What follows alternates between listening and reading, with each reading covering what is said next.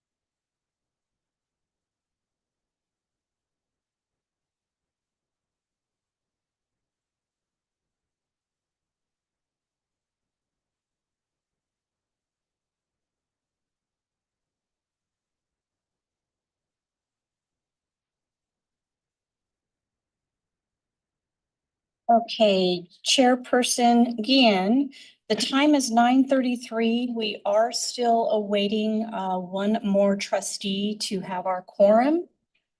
But you know, if you want to start ahead of time, you're welcome to do that, or if you want to give it a couple more minutes. We're waiting for Ashley Ritsinas. Um, I guess I'll throw this out maybe to Paul to get his feedback as well, but I think maybe we start with there's only a couple of items that require motions, and I thought Trustee Ratsina said she had a hard stop. So I think maybe we get, oh wait. Oh, looks like she's on. Is it possible to move her from attendee to panelist, right? Because she'll need to be panelist to be able to come off mic or off mute. Is that right? Yes, Ms. Ritsinas, you will need to dial in on your panelist ID that you were sent separately in order to have video and audio functions. Cut and paste. Yeah. The number, I just send a text. Can you just cut and paste? Send something Just the to one. Yeah, yeah. Mhm.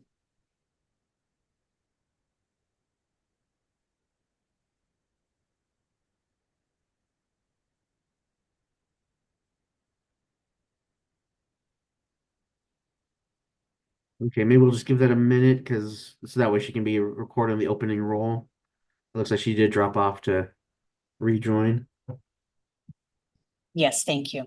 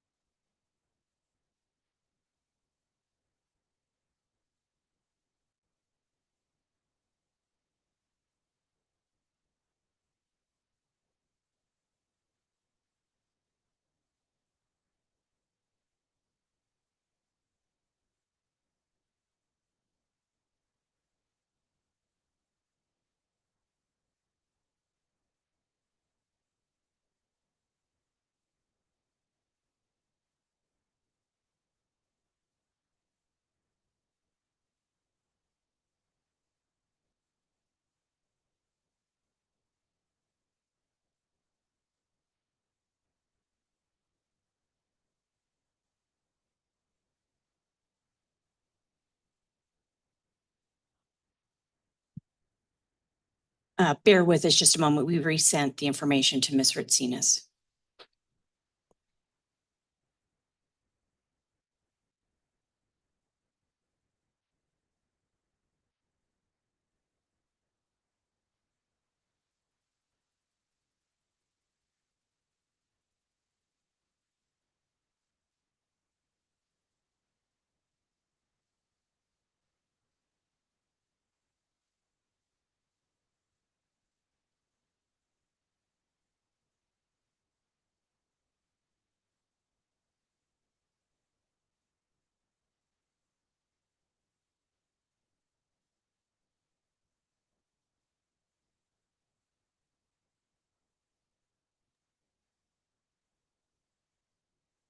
Okay, it looks like we now have Trustee Ratsinas with us. Is that correct?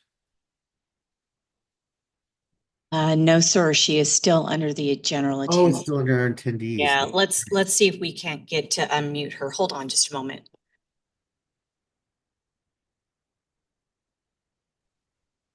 Good morning.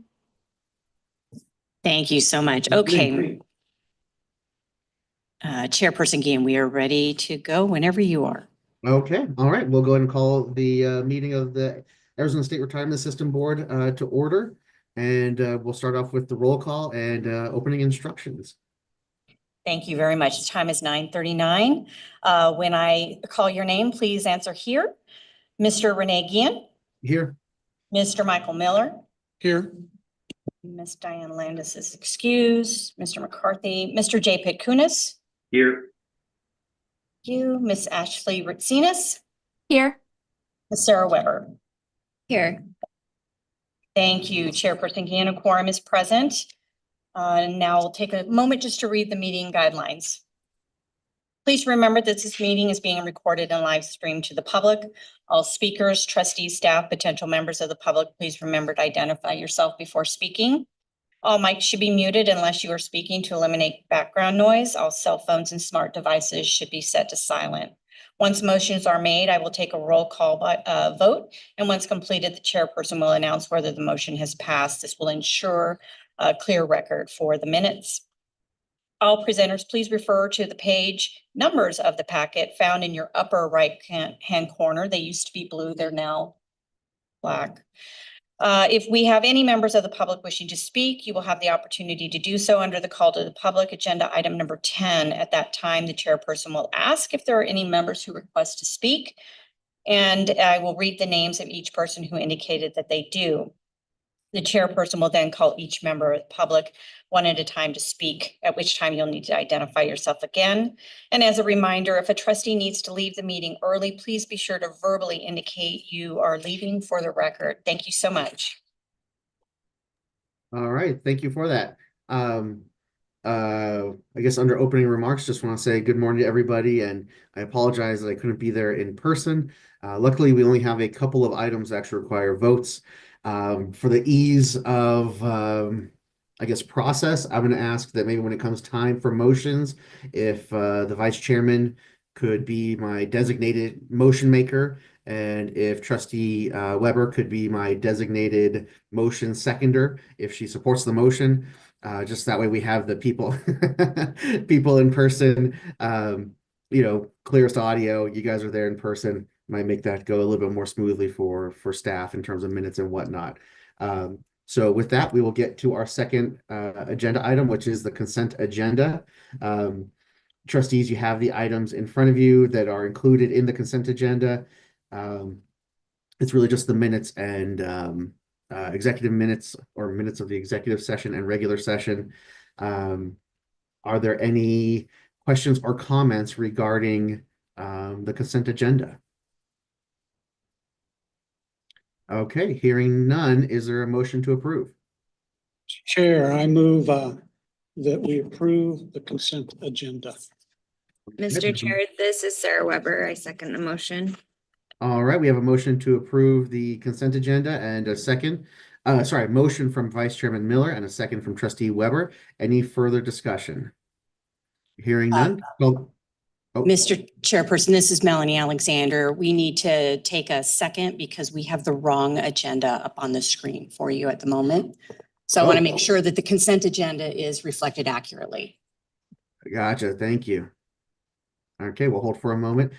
Sorry, I was trying out Govenda on my iPad over here to my left. So I didn't even catch that. Good catch.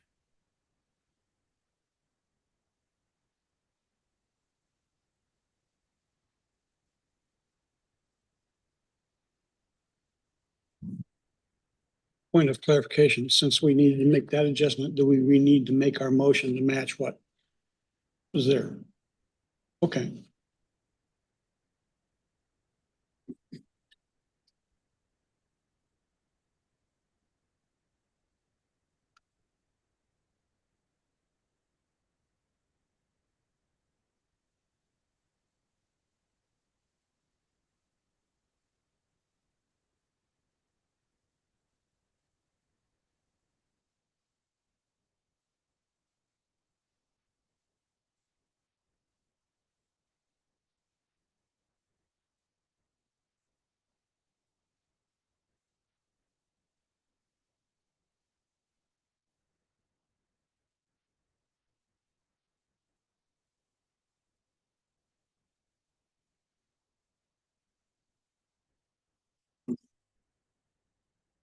Okay, so I just need to make sure that for the record, you all have seen this agenda that we are sharing on the screen right now, which is what was posted on the public meetings website. For some reason in our printed packets, it's different. And then the consent agenda, as you can see, for this item is just the public session and executive session minutes.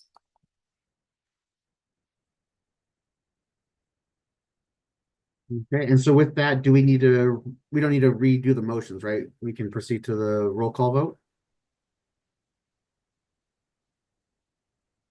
Okay, it couldn't hurt to redo it. Let's just do that and Okay, have it sure. official. Thank you. Okay, and just to clarify, we are on agenda item number 2, which is our consent agenda, which has 2 items under it. It has the minutes of the November 20th, 2024 public meeting of the ASRS board, as well as the minutes of the November 20th, 2024 executive session of the ASRS board. So with that, is there a motion to approve the consent agenda? Yes, sir, Mr. Chairman, this is trustee Miller, and I move to approve the consent agenda. All right, thank you. Mr. Chairman, this is Sarah Weber. I second the motion. All right, we have a motion to approve the consent agenda from Vice Chairman Miller and a second from Trustee Weber. Any further discussion? All right, hearing none, please call the roll. Thank you. Hearing a motion by Michael Miller and a second by Sarah Weber, I will take a roll call vote for the motion to approve the consent agenda. Please answer aye or nay when I call your name. Mr. Gian, Aye. Mr. Miller, Aye. Mr. Pitkunis, Aye. Ms. Ritsinas, Aye. Ms. Weber. Aye. Thank you. The roll call has been taken. Right, and the motion passes unanimously and the consent agenda is adopted. That takes us to item number 3, presentation, discussion, and appropriate action regarding the calendar year 2025 board meeting schedule. So in your packets, you have the revised meeting schedule. You also can see it on the screen now. We have the 3 dates now going forward. So May 22nd, August 28th, and November 20th. That is based off of trustee feedback. I think the remaining question and a discussion for us as a board is 8:30 or 9:30 for the meeting time. I guess maybe before I opened it up, I don't know, tongue firmly planted in cheek. I would probably benefit from the 9:30 start time. But I also recognize that probably could put us closer to either lunchtime where people may have commitments or just other commitments that may take people away. Sometimes we have hard stops for people at 11, sometimes at noon. And so I also understand the 8:30 start time may be best in order to make sure we get the business done that we need to get done. That's my thought. I'm flexible, so I would just open it up for further discussion. Mr. Chairman, this is Jay Petkunis.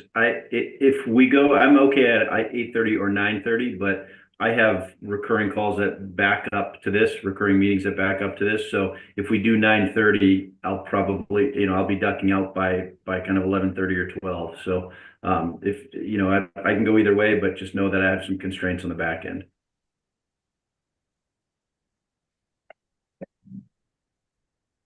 Mr. Chair, my preference, it would be to do the 9:30, as my commute, if I'm coming in person, is longer now. But again, I can make 8:30 work as well, as we have a lot of flexibility with the virtual option. I'll note that I have a state parks board meeting on the November 20th date. I don't know if I realized that before, but I'm pretty sure I can manage that and still manage attendance, but I'll communicate with you and the staff about that when that date gets closer. I don't know that we need to change it. Thank you. Okay, great. Thank you. Mr. Chair, this is trustee Miller. My schedule is very flexible, so either works for me. Okay, well, I almost feel like that leaves us back where we were. Trustee Retsides, do you have any thoughts on that, on start time? Yeah, thank you, Mr. Chair. I'm fine with the 8:30. The earlier the better for me. So 8:30 works for me.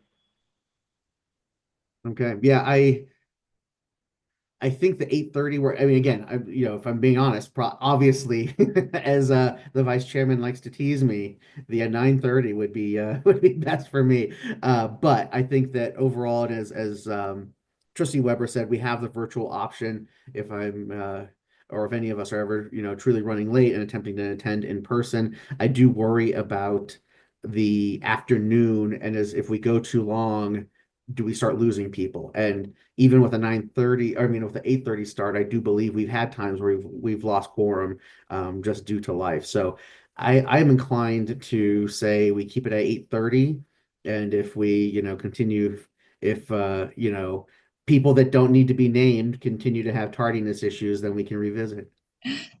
Mr. Chair, this is Sarah Weber. I just wonder if, and for you, would 9 o'clock make a big difference if we split it down the middle? I don't know if Oh. that's worth considering. That's a good point. Yeah, that's a good point. I mean, from personal experience, I tend to have the buzzer beater, so I think 9 o'clock would be sufficient.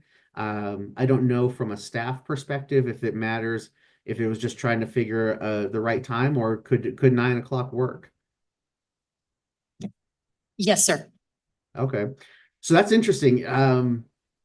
So I guess how about this? What if we try going to 9 o'clock, and if we notice that we are losing quorum, this doesn't have to be written in stone. And if we notice we're having quorum issues on the trail end, then we can revisit. How does that sound? Mr. Chair, I think it's a good idea. Having the flexibility to make the adjustments is always important to be able to do that. So, I think potentially going to the 9 o'clock start time would be, I think, a positive benefit. Okay. Mr. Chair, that works for me. This is Jay Petkunis. And Mr. Chair, with that thought in mind, maybe that's something that we would need to consider how the agenda is also put together in terms of placement of items on the agenda, so that if we have items we have to vote on, we make certain that they're early enough in the agenda that we don't run into the quorum issue. Yeah, great point. Yeah. Like this agenda actually just happens to have it all front loaded, but going forward, certainly to guard against losing quorum, right? Having those items requiring action from the board, having those front loaded, I think that's a great idea. Okay, so I think with that, we do need a motion to approve the calendar for the calendar year 2020, or I should say the meeting schedule for the calendar year 2025 board meeting schedule with the start time. And I think what I'm hearing is 9 o'clock. So maybe I'll pause and see if there's any further discussion before I look for a motion. Okay, in that case, is there a motion on our calendar year 2025 board meeting schedule? Chair, this is Trustee Miller. I move to approve the calendar year 2025 board meeting schedule with a start time of 9 a.m. Okay, is there a second? Mr. Chair, this is Sarah Weber. I second the motion. Okay, we've heard the motion to adopt the calendar year 2025 board meeting schedule, the start time of 9 a.m. made by Vice Chairman Miller and seconded by Trustee Weber. Is there any further discussion? Hearing none, please call the roll. Thank you. Hearing a motion by Michael Miller and a second by Sarah Weber, I will take a roll call vote for the motion to approve the calendar year 2025 board meeting schedule as discussed. Please answer aye or nay when I call your name. Mr. Gian, Aye. Mr. Miller, Aye. Mr. Petkunis, Aye. Ms. Retsinas, Aye. Ms. Weber. Aye. Thank you. The roll call has been taken. All right, thank you. And the motion passes unanimously. Thank you. And that takes us to agenda item 4, presentation, discussion, and appropriate action regarding the ASRS 2025 legislative initiatives and legislative update. And will Jessica be leading us on this one?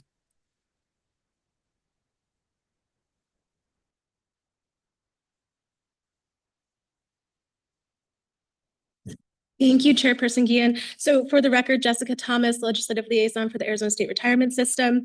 We were actually pursuing 4 bills this year related to long-term disability, termination incentive programs, our supplemental deferred compensation programs, and then updating our military call-up statutes to include the Civilian Reservist Emergency Workforce Act. All of those bills have passed in the House, and they are actually scheduled to go through the Senate Finance Committee on Monday. So they are moving along quite nicely.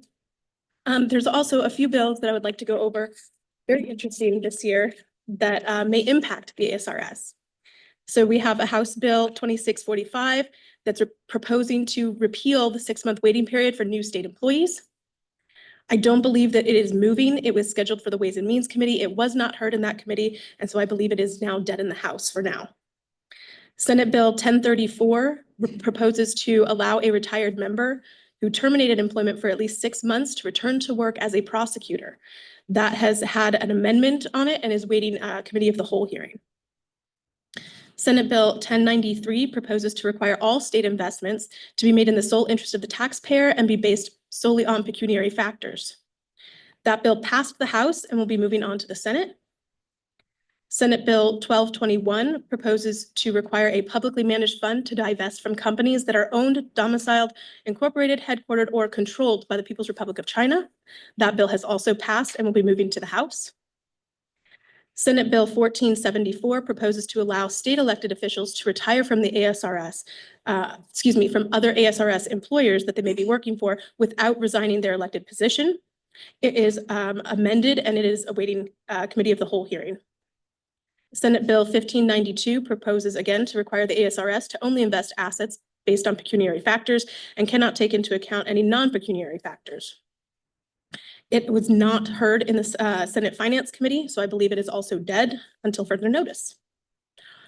Finally, we have Senate Bill 1712, and that proposes to allow new judicial officers and new elected officials to choose to participate either in the ASRS or the elected officials defined contribution retirement system. That bill has not been first read and it has not been assigned to a committee yet. So we will see if it is put onto a possible strike everything bill. This agenda item does not require any action from the board.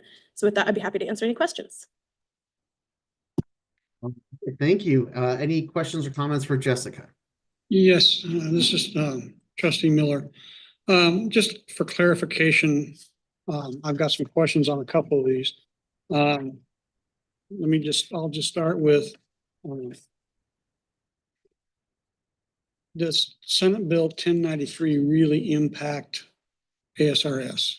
And if so, how? Chairperson Gian and Board Member Miller, yes, it would. The current language requires all state investments to be done in the benefit of the taxpayer. As you know, our fiduciary duty is not to every taxpayer. It is in fact to our beneficiaries and our members. So that's one aspect where the language would not be something that we could comply with. There's 2 other aspects, one relating to proxy voting and one relating to ESG or environmental social governance issues, both of which would restrict our investment portfolio abilities. Okay. So our goal would basically for that to not pass, I'm assuming, if I interpret what you just said correctly. I'm sorry, can you repeat the question? Sure. Based on what you just said, my layman's interpretation would be we don't want that bill to pass.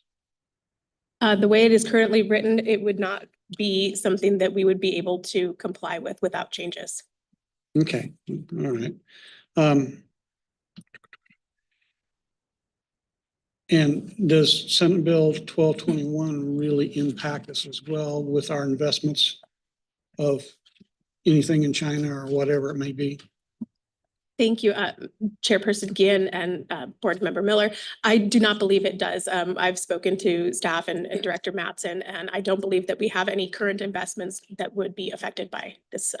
And just by way of background, there is obviously, if there's a change in sentiment and we wanted to change our investment allocations to include something that is now would be excluded, then we would be prohibited in the future, but that is not likely over the short term, and it could be remedied in the future with future statutory modification. Thank you. Yeah, thank you. Then my next one is Senate Bill 1474. how does that really impact us? So Senate Bill, Chairperson Guillen and Board Member Miller, Senate Bill 1474 is allowing state elected officials who also hold another ASRS membership position to retire from that other ASRS membership position without resigning from their elected position. In most cases, my understanding is this would affect folks who are both an elected official and perhaps a teacher. Okay, thank you for that clarification. This is kind of off topic, but not. A question about a bill that I keep seeing tossed out around on Facebook and whatever. This House Bill 2208 is called the pill tax. I'm sorry, it's called the what tax? The pill tax. Okay. I don't know that that would directly impact by any means ASRS. The way I see it as impacting would be our membership through our benefits. If now they're getting prescriptions filled and it's now costing them more because of an additional pill tax. At least that's my interpretation. I don't know if you know the status of that bill or anything else, just out of curiosity. Chairperson Guillen and Board Member Miller, I unfortunately do not have any additional details, but I'm happy to look them up for you and get back to you. That'd be great. I'd appreciate it. I mean, that just jumped out at me. I'm thinking members might not be very happy. I have in my other career, in my other hat, I guess, my job, we did have to take a look at this and right,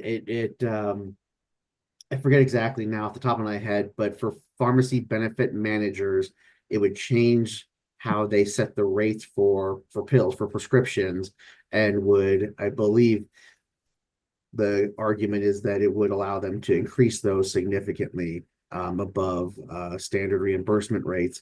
And so I know we had some employers looking at that for the potential cost to their employees. So, you know, to the vice chairman's point, I think there would be probably a indirect impact on plan members. But, and Jessica can verify this and maybe send an email afterwards, but I believe it's kind of been stuck. So it did get out of one committee, and then I think it failed to get out of the appropriations committee. So I think it might be, you know, stuck, not necessarily, not dead, but on the deathbed, maybe. I'm happy to look into it and let you guys know for sure. Perfect. Thank you. And then I had a question. Well, and then just one note on 1474. I would say that the number one, I think Jessica did a great job explaining all of them. And on 1474, that is, I think the what's the word? The employer group that would see the most impact from that legislation would be teachers. And we actually have had a couple of real life situations in that. I think when I guess was it EORP was being closed, people didn't really think about the fact that you could be an ASRS member and then get elected into elected office, and then the statutes get a little screwy as to how you handle that and how you retire. So I think that's probably a good clarification.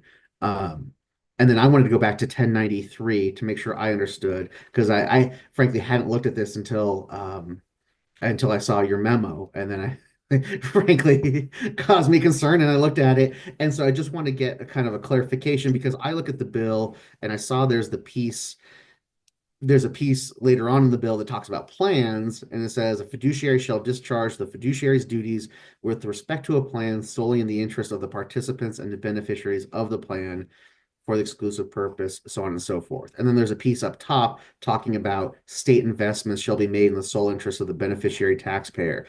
I was trying to be optimistic to say, well, is the state investment piece kind of trying to give direction to the treasurer? Or I think one could interpret that, well, if, you know, is it arguable that the investments of PSPRS and ASRS are arguably state investments and then subject to the same limitation? And so, Jessica, is that kind of how staff have looked at that? Yeah, Chairperson Guillen, I think you hit the nail on the head. When you look at those two provisions together in a single bill without any additional clarification, they do look to be in conflict with each other. One seems to be more appropriately directed at the treasurer's office, but the language could be cleaned up to make that extremely clear, particularly when you do have the section further down that talks about, just plan fiduciary duty. So yes, I completely agree with you. Yeah, okay, good. Thank you. I want to make sure I was reading that right. And I agree with the vice chairman that it's a concern. And also, I think just from a statutory construction, I think it's a bit of a challenge in that I don't know what the statute is, but I mean, as trustees, we are already given a fiduciary responsibility, and nowhere in the bill does it magically not withstand that responsibility. It now lays on this responsibility that kind of says, taxpayer first, not beneficiaries first. Yeah, this bill is problematic to me. And Renee, two things actually. We'd likely look to Article 29 of the Constitution to get around that. That would be my sense. And then number two, there's another aspect to that bill on proxy voting, though the intent is something that might be consistent with our intent. The way it's constructed is we wouldn't be able to outsource proxy voting with a firm that may have other business that is contrary to the way we would conduct our proxy voting. So I think it's on the construction side of that bill that we have concerns, certainly. Thank you. Okay, great. I was wondering about that.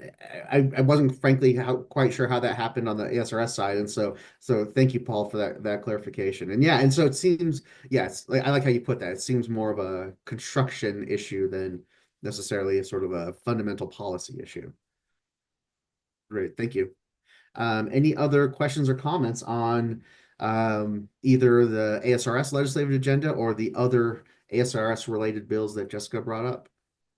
Mr. Chair, this is Sarah Weber. Jessica, I just had a question, and maybe it's too soon in the process. Are there fiscal notes on any of these? Some of the other legislation, I assume, would have pretty significant fiscal impact. And I would guess maybe a part of a budget conversation if they move forward. Chairperson Guillen and Board Member Weber, we do not have any fiscal notes on our own bills. Our own bills do not cause any, fiscal considerations. I'd be happy to double check on the other bills. I haven't seen anything in particular. Okay, thank you. Mm-hmm. Just as follow up, Trustee Weber, especially on House Bill 2645, the eliminating the 6 month. I wonder if there's a fiscal note on that, and if that might be the part of the hold up on that. That's the one I had in mind. I agree. That would have a significant impact for employers. Mm-hmm. But could also, well, and for the state, right? I think the state's the only one that has that. Is that right? Yeah. Oh, is that only the state? I didn't. Yes. Yeah.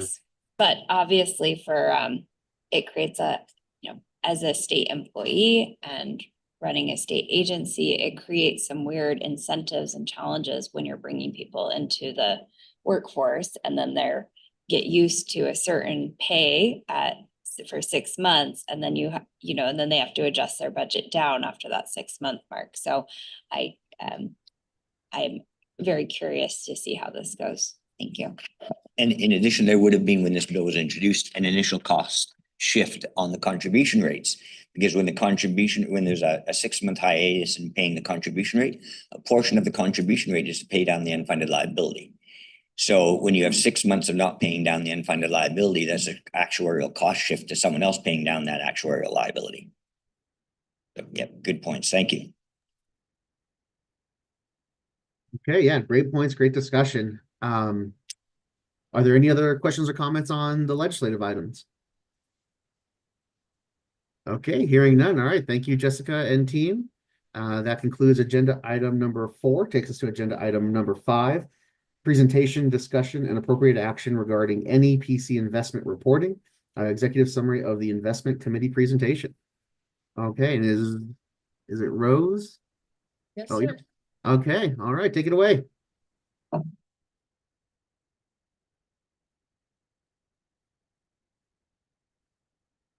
Good morning, Rose Dean from NEPC.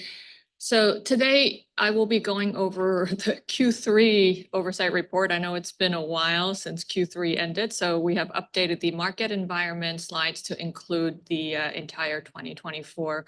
I'll be relatively brief as the Q3 report is quite similar to what you've heard on the Q2 report, as the market forces were relatively similar in terms of the stock market performance, et cetera.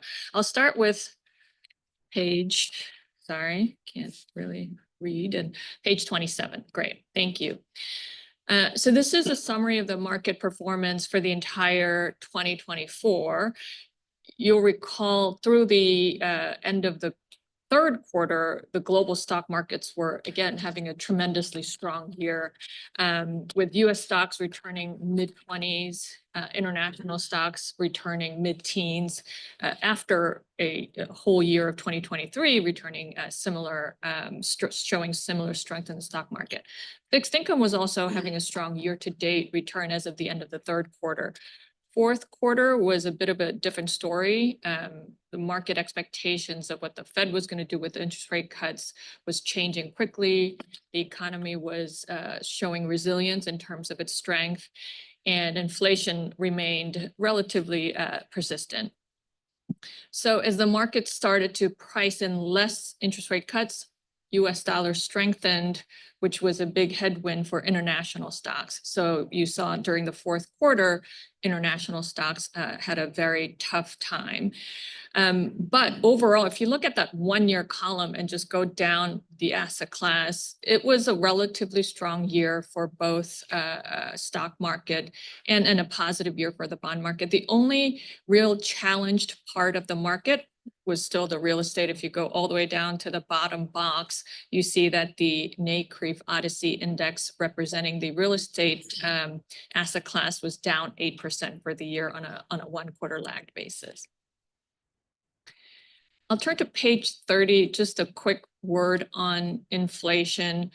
It's just a good reminder that even if inflation is coming down, that doesn't mean that prices are coming down. It just means that prices are going up slower. And there's still parts of the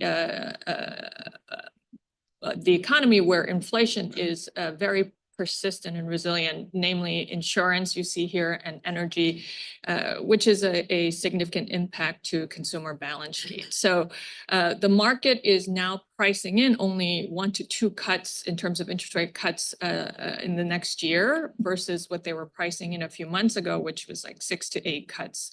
So it's a very different environment in terms of the interest rate expectations.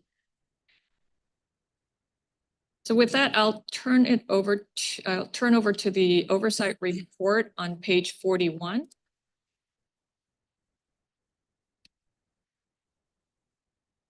So again, a reminder, this is as of end of the third quarter. We'll be presenting the fourth quarter report at the IC next month. This is quite similar to what you saw on the second quarter report. On this page, we show your investment objectives as specified in the strategic plan. That goal met column shows where those goals were met entirely or partially, and then whether we are recommending any action by the board. And as you can see here, we're not recommending any action as these goals were met for the entire history or some portion of that, particularly in the longer term. You'll note that objectives 1 and 6 have been met fully. Objective 1 being maximizing return at an acceptable level of risk, and objective 6 being cash management. Where you see objectives were partially met were 2, 3, 4, and 5, achieving returns in the top quartile.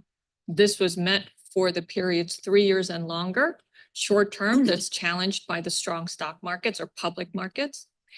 Objective 3, exceeding strategic policy benchmark performance. Again, short term, this has not been met, but over the longer term, it has outperformed the benchmark. And the total fund exceeding the assumed rate of return has been met with the exception of the 3-year period. The asset class benchmark performance, again, shorter term, it was challenged, but over the longer term, those goals have been met. And you'll hear from the staff that private equity and private credit performance versus the peer universe looks a lot better than this public markets benchmark. So I'll go through the details of the total fund performance on page 43. Again, just to orient you, the top line shows the total fund net of fee performance over the historical time periods shown in percentage terms. And then you'll see your strategic asset allocation benchmark performance. And then the numbers in the parentheses are where they each rank among the peer universe, which is public funds over $1 billion. So your total fund return for the third quarter was 3.48%, quite strong performance for one quarter. And then for the 1 year trailing period, it's about 13.9%. So on an absolute basis, it was a very strong year. The portfolio did underperform the policy benchmark for the shorter term periods through 1 year, as we've talked about, but you can see for any period longer than 1 year, the portfolio is significantly outperforming the benchmark. And if you look at the 10-year period, the total fund returned over 8%. So beating the benchmark as well as beating your assumed rate of return. And this is what we want to focus on in terms of your long-term objectives. And then, of course, looking at the portfolio rank, you can see that for all periods 3 years and longer, you are ranking in the top quartile according to your objectives. I'll turn to page 47 and look at the portfolio risk-adjusted return on a 10-year basis, just to break it up. Typically, we look at 5 years, but the story is, again, very consistent across the 3 and 5 year period as well. So if you look at the graph here, you can see the return of your portfolio and also the policy benchmark. And then you'll see one measure of risk, which is the standard deviation. And then you'll see the information rate or the Sharpe ratio, which is the risk-adjusted return. And the table shows where the median fund and where the other funds have performed and all of those metrics. So you can see that not only did you rank highly in terms of the return across the peer universe, but you were actually ranking in the top decile on the risk or lower risk purposes as well. So when you translate to risk-adjusted return, the portfolio is in the top decile in terms of its ability to convert the amount of risk it's taking into a return. And that's what we want to see. We don't want to just see a very strong return if you're taking an inordinate amount of risk to achieve that return.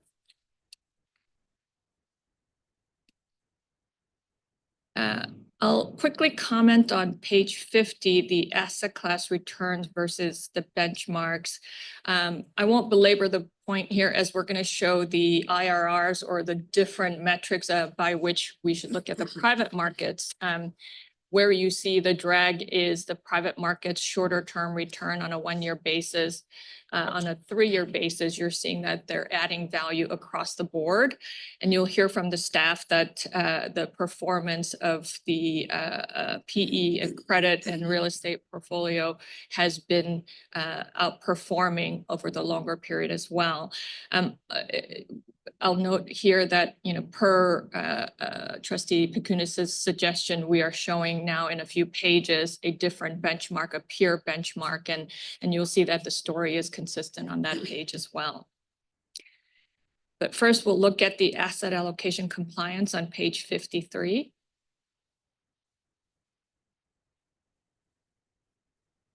So as of the end of the third quarter, the portfolio value reached 57 billion. That's an increase of $1.5 billion during just the third quarter. As a reminder, when we started 2024, the portfolio value was 53.5 billion. So there was a net gain of 3.5 billion during the first 3 quarters of 2024. And at the end of the third quarter, all asset class allocations were within the allowable range. So we'll turn to page 43 to look at the IRR comparison versus the private markets portfolio. I'm sorry. Let's see. That's not the page.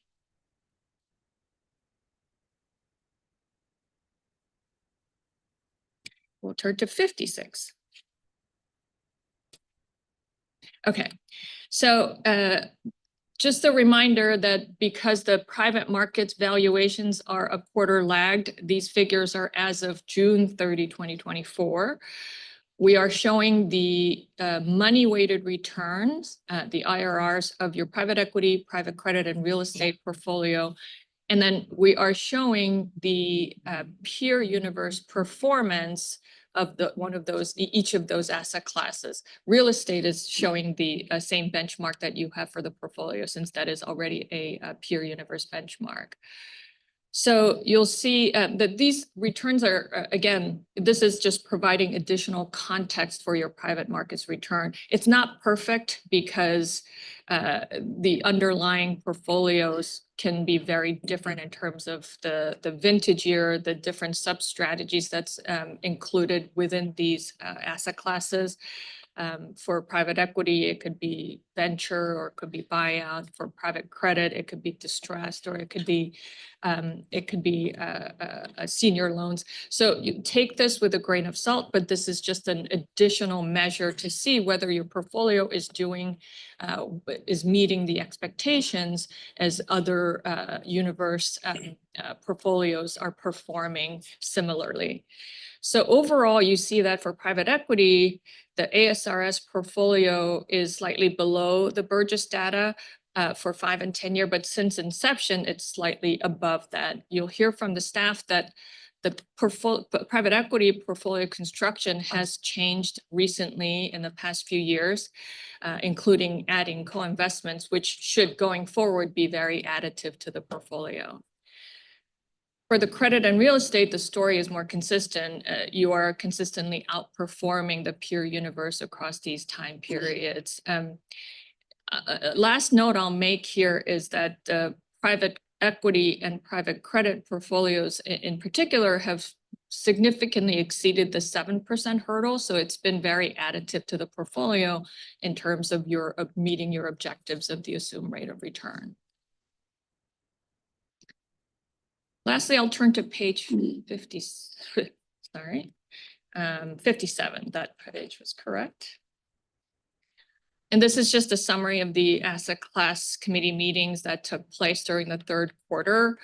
We sit in the asset class committee meetings to be your fiduciary oversight. During the third quarter, there were 6 committee meetings there were 11 manager recommendations across private equity, credit, and real estate, and they were approved, and they followed the process appropriate for this plan and your objectives. So with that, I'll take any questions that you may have. All right, thank you. Any questions for Rose and NEPC or comments? Okay, this is Trustee Miller. First of all, I appreciate greatly the way you present this. Your graphics work, I can understand in my feeble brain. Thank you very, very much. But I am not a financial wizard by any means. My question really is just this. First of all, what ASRS does is constantly amazes me financially, and the fact that, in the third quarter, we increased our portfolio by $1.5 billion. Fantastic. Look into your crystal ball. And are we headed into some rough territory and things that we need to be aware of and watch for over the next, I'm going to say 6 months, year and a half? What do you see? So we've already seen, I do not have a crystal ball, but what we've already seen during the first quarter of 2025 is increased volatility in the markets and movements that are not readily explained by fundamentals. But we've seen this in the past couple of years as well. You saw that international markets really sold off, like I said, in the fourth quarter, and there's a lot of currency impact there too. But we've seen that turn around again in the first quarter, not necessarily with any fundamental support that things are looking better, for example, for the developed European markets or even in China. There's a lot of speculation as to, again, what the impacts may be from policy, which we cannot, we can never predict, but we can predict even less at this point in terms of tariffs and the impact, the timing of the tariffs, the impact on the economic performance across the globe. So there is definitely a lot more uncertainty, and we're seeing market expectations change even daily in a very volatile fashion. So I do believe there are big risks related to economic policy, which is also related to monetary policy. There's not much that you can do on a tactical basis, as these policy decisions are unpredictable. And in this case, what we try to remind our clients is that, take advantage of your ranges. So for example, if there's a lot of volatility and you can take advantage of adding when markets sell off and sort of taking profits when markets gain, and be sure to sort of rebalance into it, that can add over time a meaningful amount of return to your portfolio. In the case of ASRS, you do have meaningful allocations to private markets, so that is more difficult to do. So in the private markets, the best you can do is obviously your manager selection and diversification into sub-strategies, which the staff is actually doing. Thank you. Mr. Guillen, Chairman Guillen, may I add to that? Yeah, please do. Just for everyone's background, we are now staff and NEPC are about 2/3 of the way through what is typically referred to as an asset liability analysis or study. And you hit on what sort of the key point, and that is, what is the macro environment that we're now in? We made little changes, tactical changes that Rose mentioned, but we also want to think about maybe changing our strategic allocations. And really, if you look at it, there's significant changes in technology, and the core of that is AI. There's significant changes in global trade, and it used to be expansionary. It looks like it could be contractionary and regional. That's a big change. 3, geopolitical frictions. Number 4, capital market expectations, meaning expected rates of return, volatility, and co-movements between asset classes. And then really there's a 5th one, and that is, traditionally we think of things in terms of what we think of as modern portfolio theory, how stuff is constructed, how you make a portfolio. That may be somewhat changed recently. And I mean over the last, say, 5-10 years. So we've got all these things we're looking at, and it has caused us to conclude that there's enough macro environmental background that we should be rethinking about our strategic allocations. We're about 2/3 of the way through that analysis. The lead on that is really Mike, myself, Samer, Al, working with NEPC and Rose. And what we're doing is looking at it, number 1, from a fundamental investment management approach, 2, integrating it into our liability so we know how it pushes around our contributions on a go-forward basis. We expect to come back to the board. My expectation at this point is at the next board meeting with a modified asset allocation plan for the board to adopt. So the key to what we're thinking, and the changes that we're thinking about, the initial ones that we've looked at are actually quite small. So we're not looking at wholesale changes, but there are some changes. And it, like I say, based on trade frictions, geopolitical things, how countries are going to trade. If you look at all the things that have caused GDP and GDP capital to grow through time, one of them was trade. Trade increases aggregate wealth.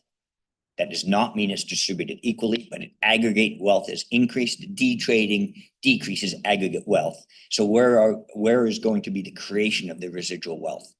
And at this point, I think it's our consensus is, or our house view is emerging, that it looks like a US-centric world from a wealth production. That's where I think the most of our staff are. I'm not sure NEPC, if they're going to come down on that same page. You might see different perspectives, but we're putting this all together in a study and an analysis we'll bring to the board. We want to make sure that our more medium, long-term allocations are consistent with our views rather than have tactical deviations from old, maybe not our views anymore. So that's where we are, but thank you. I would just simply say, thank you. Obviously, you are ahead of the game and taking care of our members in an incredible fashion. Because as you guys all know, and I'll say I'm preaching to the choir here, if you don't take that serious proactive action, it's going to come back around and bite us. And so thank you very, very much to ASRS, all of its staff and everything that you're doing to keep us on that front edge. Thank you, my colleagues. Thank you.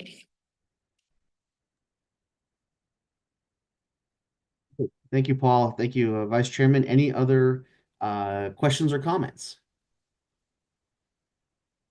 Okay, hearing none. All right, thank you, Rose. And I think what I heard Rose say is that her crystal ball told us that everything's going to be fine. That's correct for the record. All right, thank you. My iPad just went to sleep. That takes us to item number 6. ASRS Investment Program Executive Summary of the Investment Committee Presentation. And is this Mike, or who is this? Yes, sir. Mike Right. Viteri. For the record, Mike Viteri, Chief Investment Officer, there's no state retirement system. We could turn to page 67. Apologies, 69. You've seen this deck before. I generally end up sending the IC materials out to everyone, so you possibly looked at this. Typically, we like to send the materials out to the IC and then also touch base or provide a summary presentation to the board. So as Rose indicated, these materials might be a little dated. So this is 9/30/2024, which is 5 months ago. But we do have an IC meeting coming up next month, in which we'll have a 12/30/24 materials available. So it just takes a bit of time, especially with our portfolio in private markets. There's always a quarter lag, and it takes time for all the portfolio holding companies to report up to the GPs. Then that ends up getting reported up to us. So it just takes some time. That's why there's a quarter lag, and it takes a little while to get the official final performance that we want to get accurate and present to you folks. Performance for a period ending 9/30/2024. This is for the total public equity portfolio. Public equity as of 9/34 represents 43.46%. Again, the target, the SAAP target is 44%. So we're just a little bit shy of that. When I present the January 31st presentations, we'll see that we exceeded. We're past the 44% in public equity. And that changes. It's a function of how all the asset classes have performed relative to each other. So they always go through. They'll never stay. Public equity will never stay at 44%. It's always up. It's always below. Markets are moving. Money never sleeps, right? Performance, if you'll look to see here, public equity performance was robust for the 1-year period at 32%, 8% for the 3-year, 12% for the 5-year, 9.45 for the 10-year, and since inception, 7.78. So outperforming the actuarial assumption rate, but that's not necessarily the objective of public equity. It's just had good, strong, robust performance the way we expect it to have. If you look at the excess returns, this is what we try to control, right? How are we performing relative to the benchmark? You'll see on the 1-year and the 3-year positive performance, 34 basis points, 21 basis points of excess returns. On the 5 and 10-year, the returns are still negative. However, this was more, and I've indicated before, was more a function of ASRS getting into fundamental factor strategies roughly about 10 years ago. There was a bit of performance fatigue that was going on throughout the industry, and ASRS just pulled back and kind of shut down on those strategies. There were active strategies that were being managed internally as well. So a bit more performance fatigue. But since then, staff has been kind of working really hard, sticking to their knitting, looking at tactical strategies within the investments of these portfolios and having some really good value add. If we go to page 670, I put the performance, period ending performance 9/30/20. So this is 4 years ago. And you'll see the quarter, the 1-year, the 3-year, the 5-year, almost virtually across all trailing time periods, excess performance was not fantastic. So what I'm trying to do here is provide kudos to staff. They've stuck to their knitting. They've done great value add work, and it's just consistent. On the 5-year number, we're expecting by the fiscal year end, say June, that red -26 will probably go to 0 or maybe positive. So that's what we're expecting. It's tracking in that direction. So again, kudos to staff. Following page 71. You'll see here, it's in the middle. So 65% of the portfolio, 65% of the public equity portfolio is managed internally. So that ends up being the domestic equity portfolio. This has been going on at ASRS since when I was first a portfolio manager and portfolio analyst. So it's a long history of managing assets internally. And yes, they're passive strategies, but that doesn't mean they're not active. So I would argue that index strategies, it takes management every single day. There's trading that happens every single day. There's always changes that happens in the index. The target is constantly moving. And so as staff and as portfolio managers and traders, they have to adapt and move in that direction. I would even argue that passive is probably more active from a transactional and a back office perspective than most active strategies. So it's a lot of work. We got great staff. We got Cole Smith and Vicente Federico. They're on it day in and day out. So again, important part of what ASRS does. I like to say we're portfolio managers overseeing other portfolio managers, and it is definitely the case here with public equity. Following page, just looking forward. So even though these were bullet points that came from 930, we look at the second bullet point, given a current price of 5,995, we're actually right in that same area. We're, I think, 5,950 today. The expectation is still we expect about 11% return from public equity in this going year. We've got about a 2%, a little under 2% in the bag, but it's been pretty volatile, right? We expect markets maybe to open up if the Fed continues to decrease rates and inflation gets under control, but there's a lot of volatility. We don't know what's happening with tariffs. We don't know what's happening with unemployment. There could be inflation. We're not too sure what's going to happen. There's a worst case scenario you can think about. And then there's, well, nothing's going to get done and it's all bluster. So we don't know. And probably what's going to happen is somewhere in the middle. So we're looking to see what we can do from an excess return perspective.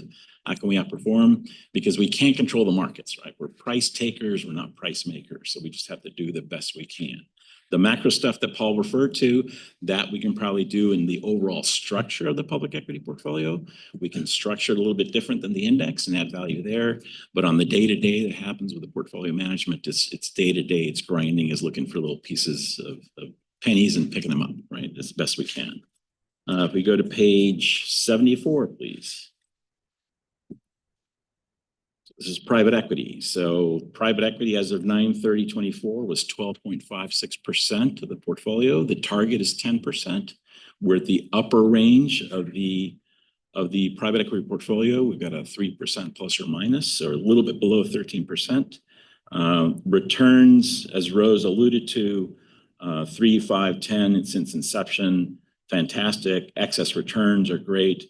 The only negative returns we've had for the 1 year period of negative 13.25% on an excess return basis relative to the MSCI ACWI. So it's a public equity benchmark that moves quite a bit.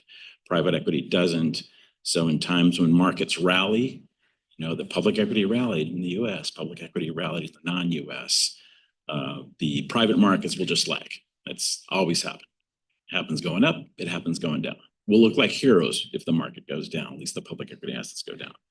Below that is the dollar-weighted returns. So this is what Trustee Petkunas had requested. And so we have the performance of the private equity portfolio measured on a dollar-weighted return basis relative to the MSCI private equity in North America and Europe. And again, even this benchmark is not perfect, but it gives a representation of what the peer universe is doing.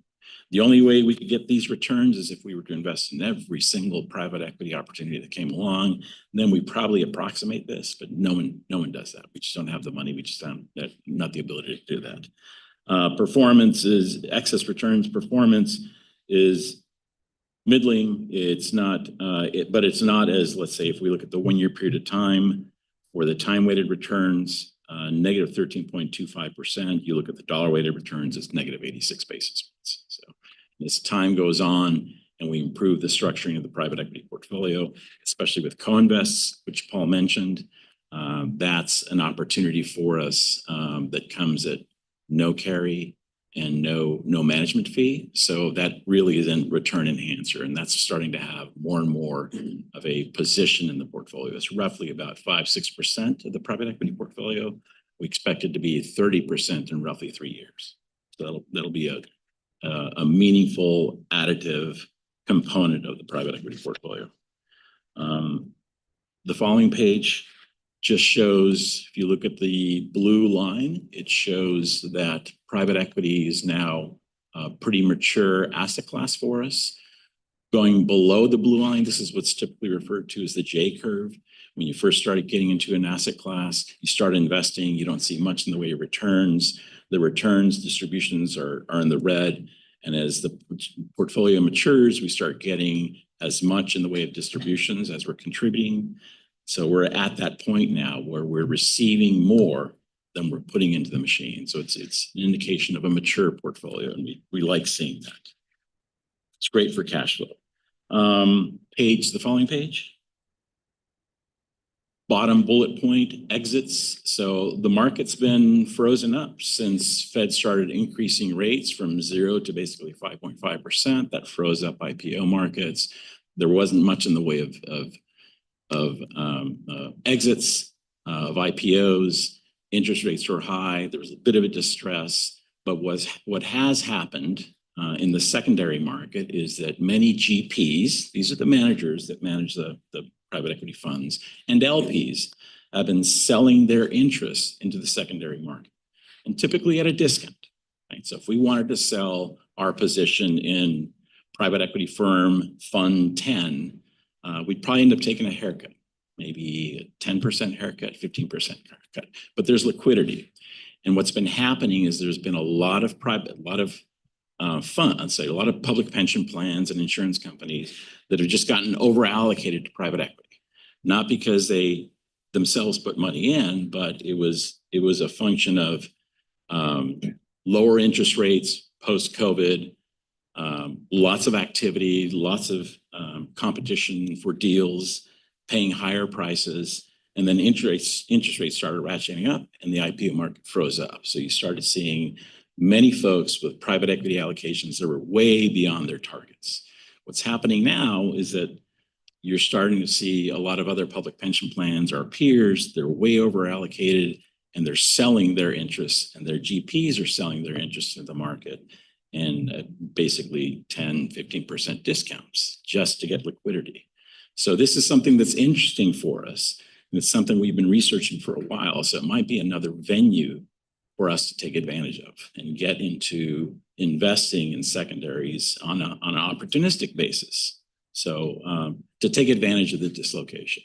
So secondaries as a potential strategy going forward, we'll continue with our co-invest and continue trying to find first quartile and second quartile private equity managers, as we have done in these last few years. So I think everything's hitting on all cylinders in private equity. We'll keep on moving forward with that. Page number 78.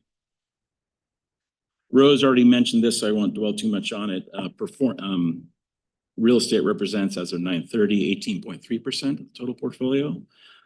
In the January 31st, 2025, which I'll talk to in about a couple minutes, real estate has dropped 1% as far as allocation. So it's gone from 18.31 to 17.31, and we're almost hitting the target for real estate, which is 17%.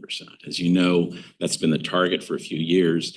We haven't been able to sell out of real estate because it's been frozen, but the markets are opening up, and we've had success in selling some of the positions we had. So again, excess performance here is solid. As far as performance at the top line, it's lower single digit. So it's not the 10 and 12% of private equity or public equity. It's just, it's what the market has given us, right? Again, we're price takers. But on a relative basis, real estate's done really well. The next page, please. On the left-hand side, you'll see the 80% that represents the separately managed accounts that we have. So again, we've got a lot of control those. Most of our peers, they end up investing in funds, which GPs end up providing, but those are at the fund terms.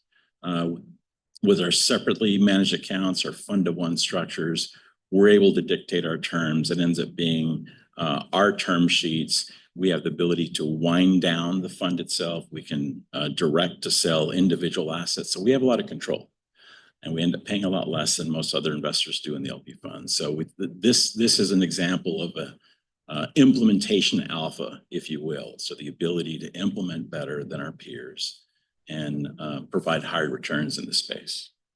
On the right-hand side, the real estate cash flows,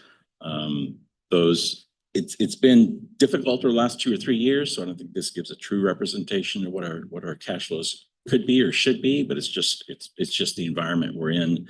But we're starting to see activity in this place. We think we're at the bottom of the real estate market. So activity is starting to pick up.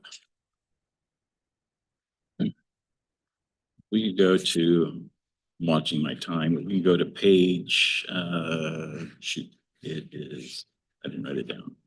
The credit page performance, go 3 up. Go to 84. Back one, please. So again, performance here has been pretty solid state, pretty steady, hovering about 9% on a 1, 3, 5, 10 since inception basis. Excess performance, again, 3-year, 5-year, 10-year, solid excess performance. Again, on a 1-year basis, a negative excess return of 5.53, but that really is because it's comparing, the benchmark we use is a publicly traded benchmark. And again, when those benchmarks rally, we'll always lag. When those benchmarks drop, we'll look like heroes. But this asset class has provided steady, consistent returns. If we look at the dollar weighted return down below, there is one error right here. The benchmark, at least the name of the benchmark, is not the Morningstar LSTA Leveraged Loan Index. I changed these charts to make it a little more aesthetically pleasing because I just wanted to, but I forgot to write in the correct benchmark. The benchmark is the MSCI Private Debt US and Europe. So it's a Burgess benchmark, similar to the private equity one. All the numbers are correct. But you look at the excess returns on this particular benchmark, on the ASR's credit portfolio relative to this benchmark, it's been solid excess returns. So relative to our peers in the space, it's done very well. We'll go to interest rate sensitive, 4 pages up, please. Back one. Thank you. The interest rate sensitive portfolio represents about 1.7 billion. It is, we manage that portfolio predominantly internally. So 97% of the portfolio is managed internally. We do have an external manager. They represent 30% of the overall portfolio. But again, this is managed by Al and by John. If you look at the performance, it's whatever the market gives us in this case. The only thing we can do a little bit different is maybe on excess returns. You'll see that there's positive excess returns over the 1, 3, and 5-year period and since inception. The 1-year period was only a positive excess return of 8 basis points. Typically, we expect to see a little higher, but there was a strategy view having a lower duration portfolio, at least for this period of time. And so that the benchmark did better than we thought. And so we didn't have as much outperformance. When I talk about performance for this portfolio for the January 31st period, the excess return for the 1-year period has gone up to 14 basis points. So it's kind of back, it's getting back to where it should be. Again, we've been managing interest rate sensitive portfolios almost as long as public equity portfolios internally. And so there's a great deal of expertise that's picked up internally by portfolio managers who are also overseeing the external portfolios, the credit portfolio.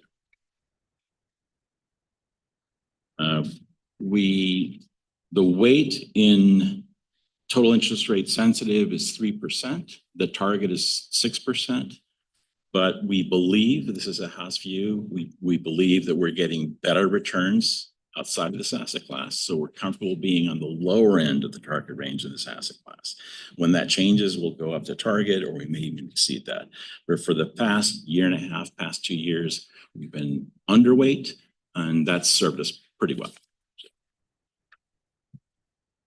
And then we'll go to 6 pages up, I hope. 72. Page 72. Oh, no, I'm sorry. It would be where the total fund performance for 131. Keep on scrolling ahead. There we go. Perfect. Thank you. Good guess. This is performance for 131. This is preliminary. Total market value of the plan is 57.3 billion. So about 300 million more than the 930. Again, it's been a volatile period. Equity market's been driving a lot of the performance over the last year or so, but it's been relatively volatile. If you look at the 1, the 5, the 10, and the 20-year top line performance, those have all exceeded the actuarial assumption rate. The only one that didn't was on the 3-year basis. If you look at excess returns, again, 3, 5, 10, 20 years, excess returns there. The 1-year period excess returns of negative 3.88 was really driven by, again, the private equity underperformance relative to its benchmark, and also the credit, which again, those use public market benchmarks. They've underperformed because public market benchmarks have gone up. But in general, that's kind of the state that catches us up, at least on performance. Things are going really well. We've got a IC meeting on March 26th, so we'll be providing the official final 12/31/2024 performance across all asset classes. And that concludes my lengthy oration. Sorry about that. I like the vocabulary. Thank you, Mike. Any questions or comments on the presentation? Yeah, this is Jay Petkunis. I just had a quick question about the real estate returns and the Odyssey benchmark. Is the Odyssey levered, or is it an unlevered index? I believe it is an unlevered index. So it's our returns, is our performance unlevered as well, or so we're measuring unlevered returns against an unlevered index, or is there a mismatch there? So I would say the index is more of a peer universe. Yep. It's a peer universe. The assets that reside with each one of those asset classes, I would say that in general, those are probably levered. So if I misspoke, I apologize. And I'd say it's typical leverage that happens at the asset level.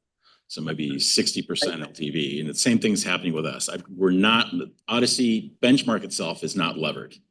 It's just a peer representation of what everyone's doing out there. But the underlying leverage, the underlying assets are levered. There's no leverage at the index level. But so I guess what my question would be, typically the underlying Odyssey assets are more kind of urban infill, high-rise type assets. And we've kind of skewed towards more multifamily, a little bit more suburban in nature and industrial. And so I just wonder, as we think about comparing the real estate benchmark, how do we think about our leverage levels relative to the index's leverage levels? And I'm not suggesting we change anything. I was just curious as you were going through the presentation and just had that. So I want to dig into that a little bit more just offline. Sure. I think leverage levels are probably the same across all the sub-food groups, whether it be multifamily, industrial, data centers, office, retail. All ends up being about the same. We have leverage limits on each one of the GPs and what they're able to do at the asset level.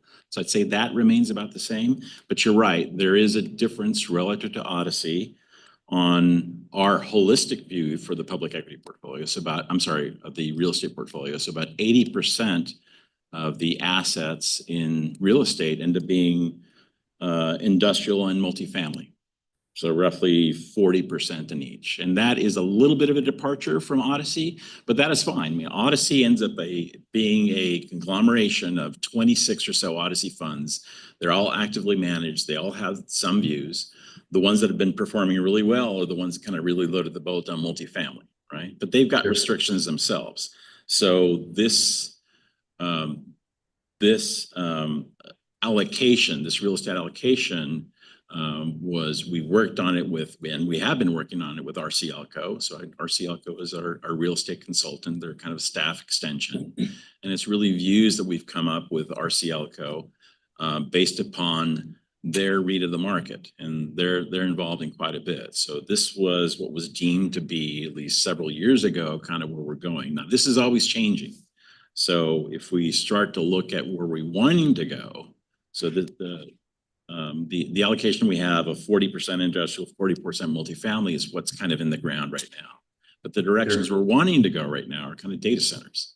So, and that ends up being a small piece of the portfolio, but as time goes on, that'll end up being bigger.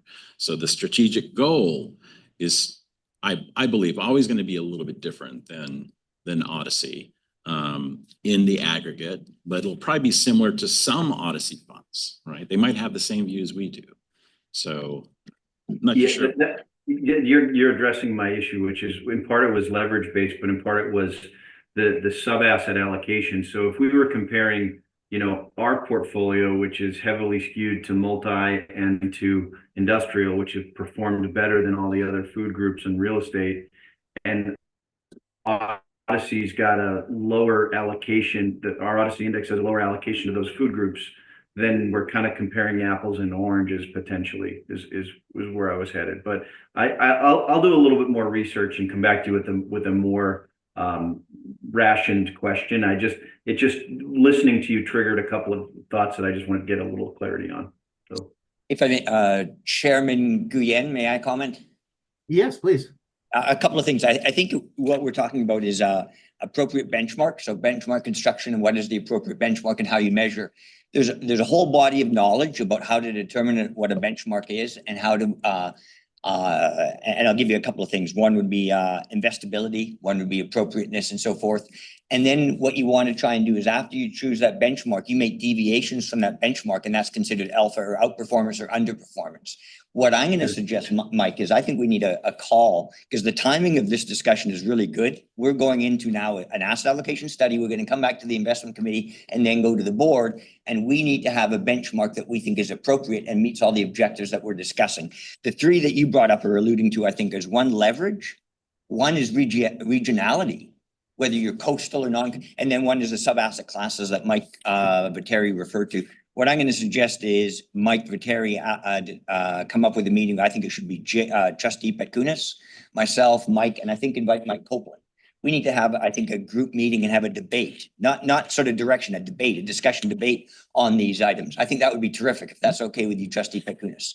That'd be great. Yeah. And again, I'm not suggesting there's anything that needed to change. It was more just educational for me to make sure I understand, but I'd love to be part of that meeting. That'd be great. Yeah, I think it's key. There's really, when we look at benchmarks, one way to look at benchmarks is opportunity cost. Another, yeah, right. So there's even that conceptual framework. How are you contemplating what a benchmark is? So I think this would be terrific. And when you get to non-marketables or privates, of which real estate is fundamentally, other than REITs, in that category, this is key. This is like a key point. So I would love that dialogue. Thank you. Sounds good. Thank you. Just a comment. I love this discussion, and Paul, I think that you hit the nail on the head, which is, having the right benchmark, and as Trustee Petkunis said, getting as close to apples as we can, because I am in the vice chairman's boat where I most certainly am not an expert. So having something that I can compare to give me a relative sense of how we are doing at a quick glance is always helpful to me. And so making sure that those benchmarks are as helpful or meaningful as they can be, I think is always a great idea. And I love the idea, Paul, of who you just mentioned, getting together and brainstorming. So really love that discussion. There's two concepts. When you look at a deviation between a benchmark and a portfolio, either in return space or underlying holding space, and you see big differences, it could be typically one of two things. One, which is what we're alluding to as benchmark misspecification. But there's another one, and that's alpha generation, conscious decision making to deviate. And you've seen we've done that significantly on the public markets, and you've seen that in different areas. So what you start out with is making a benchmark that is specified correctly, but then you should not be averse to seeing big deviations from that, because those are your tactical calls and where you're trying to deviate in order to have higher rates of return. So super discussion. Thank you. Great. Thank you, everyone. Any other questions from or comments from the trustees on Mike's presentation? Okay, hearing none. All right, great job. Thank you, Mike. Thank you. And yeah, it seems like we have a lot to kind of discuss on the investment side for our next board meeting. That takes us to agenda item number 7, risk analysis and investment compliance executive summary. Will this be Robert? Yes, hopefully you guys can hear me. Yep, we can. Take it away. All right, going to page 96, please. And this is an abbreviated version of the presentation I gave back in December to the investment committee, and it's information as of September 30th of last year. And then I will jump ahead to page 97, and I will be going quick, so please stop me if there's any questions. But this is our correlation matrix, just showing, kind of the highlights or the benefits of having interest rate sensitive and credit. Again, when you're building a portfolio, it's ideal to have assets that move differently, respond to different markets. And while it's been mentioned that we have an underweight to interest rate sensitive and kind of expect lower returns there, but there are portfolio benefits from the lower correlation to equities and other risk assets. And then on page 98, on the left side, we show our allocation based on dollars invested. And on the right is the volatility contribution. And so you'll see that public and private equity make up a large portion of our volatility contribution. However, it's much lower than kind of a standard 60-40 portfolio, 60% equities, 40% bonds. In those portfolios, the volatility contribution is actually about 99% from equities. And then I will jump ahead to page 100. And want to stress again that this is not actual performance. This is what hypothetically would have happened in these past stress scenarios based on our investments as of last September. And the gray bars, if you could see them, represent the outperformance of our portfolio as constructed compared to our benchmark.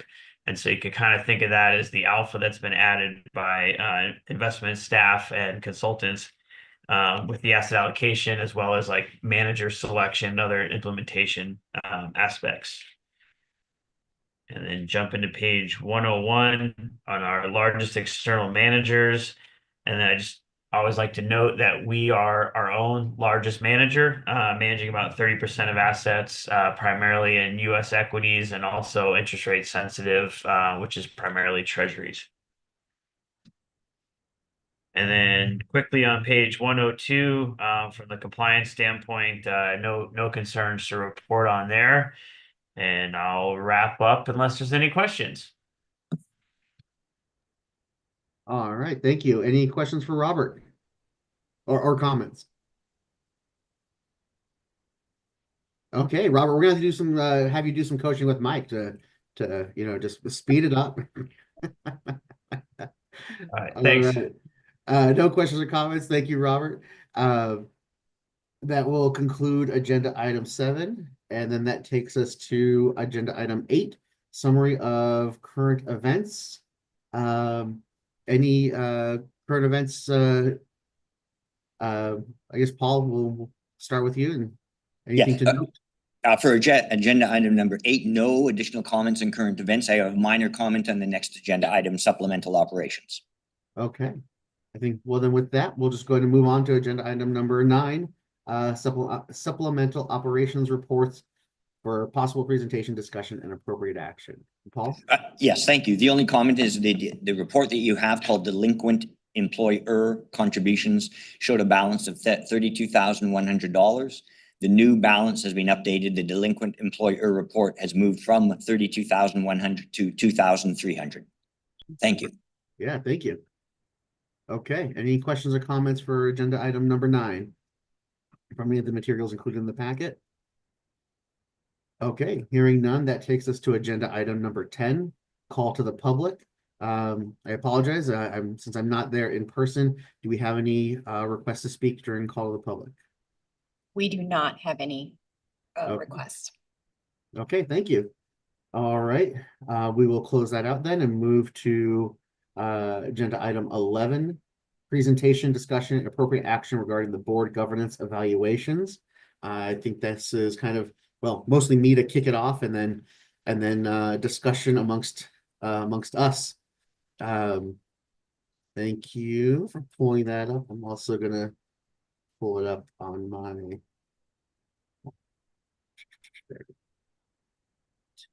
Board of Trustees self-evaluation, board overall evaluation.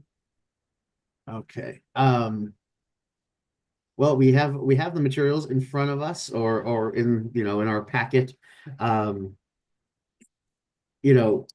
like to start obviously with the overall evaluation, which Chairman Guyen, if I may. yeah, please. I'm going to ask my colleagues to depart. This is a that's right. a conversation we do not need to participate in. So all of my colleagues, unless needed, please depart. Thank you. Okay. All right. Thank you, Paul.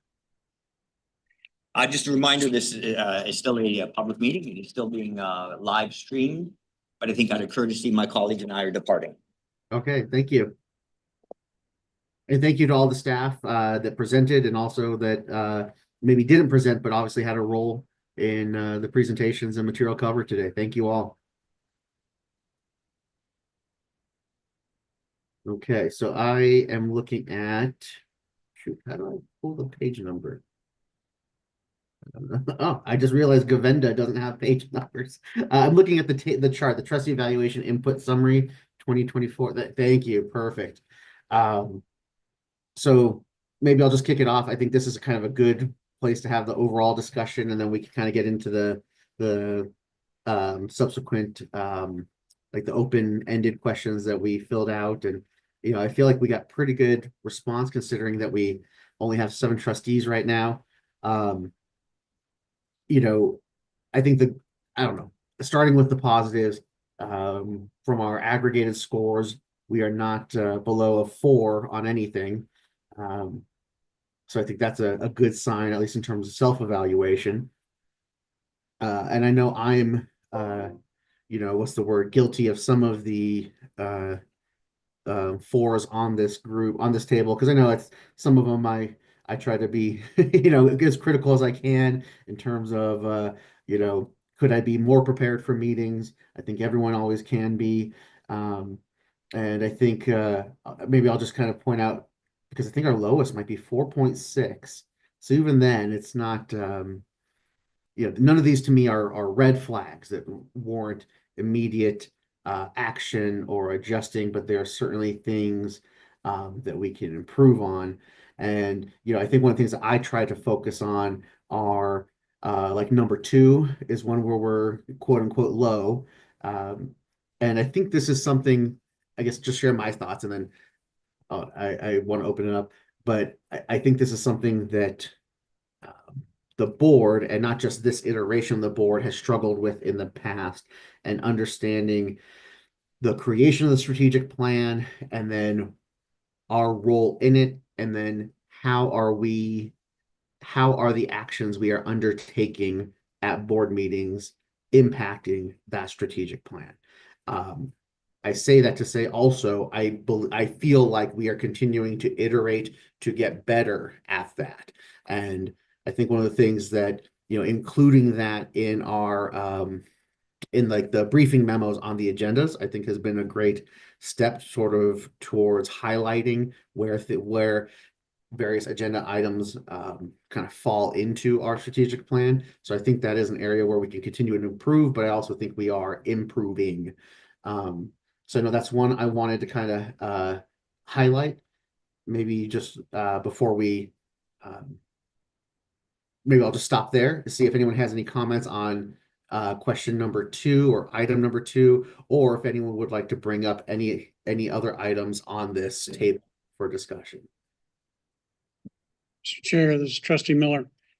I agree with the comments you made about item number 2, and I would also support the fact that it has gotten better. And the issue of the identification on each issue on the agenda, tying it into the strategic plan. And so that even though I might not think of it that way, it's there in front of me. And it kind of jogs my memory and presents things in a way that, yeah, that does tie into this and this. And so I think that's definitely helped to improve our concept of all of that. Mr. Chair, this is Sarah Weber. Maybe just some overall comments I'll add to the discussion. I agree, and I'm not a believer if we had 5s across the board, then we would have to be pretty incredible. So this shows, I think that there was a lot of reflection, but it also shows that we're aligned in those that responded. I'm a little concerned that we only had 5 out of the 7 respond, because you never know, are those other 2 having a very different experience? That's just something I'll flag. I really feel like the staff has done an incredible job in supporting us as trustees. Again, I think my concerns are more future focused as we have new board members, which I think is inevitable, given the current terms.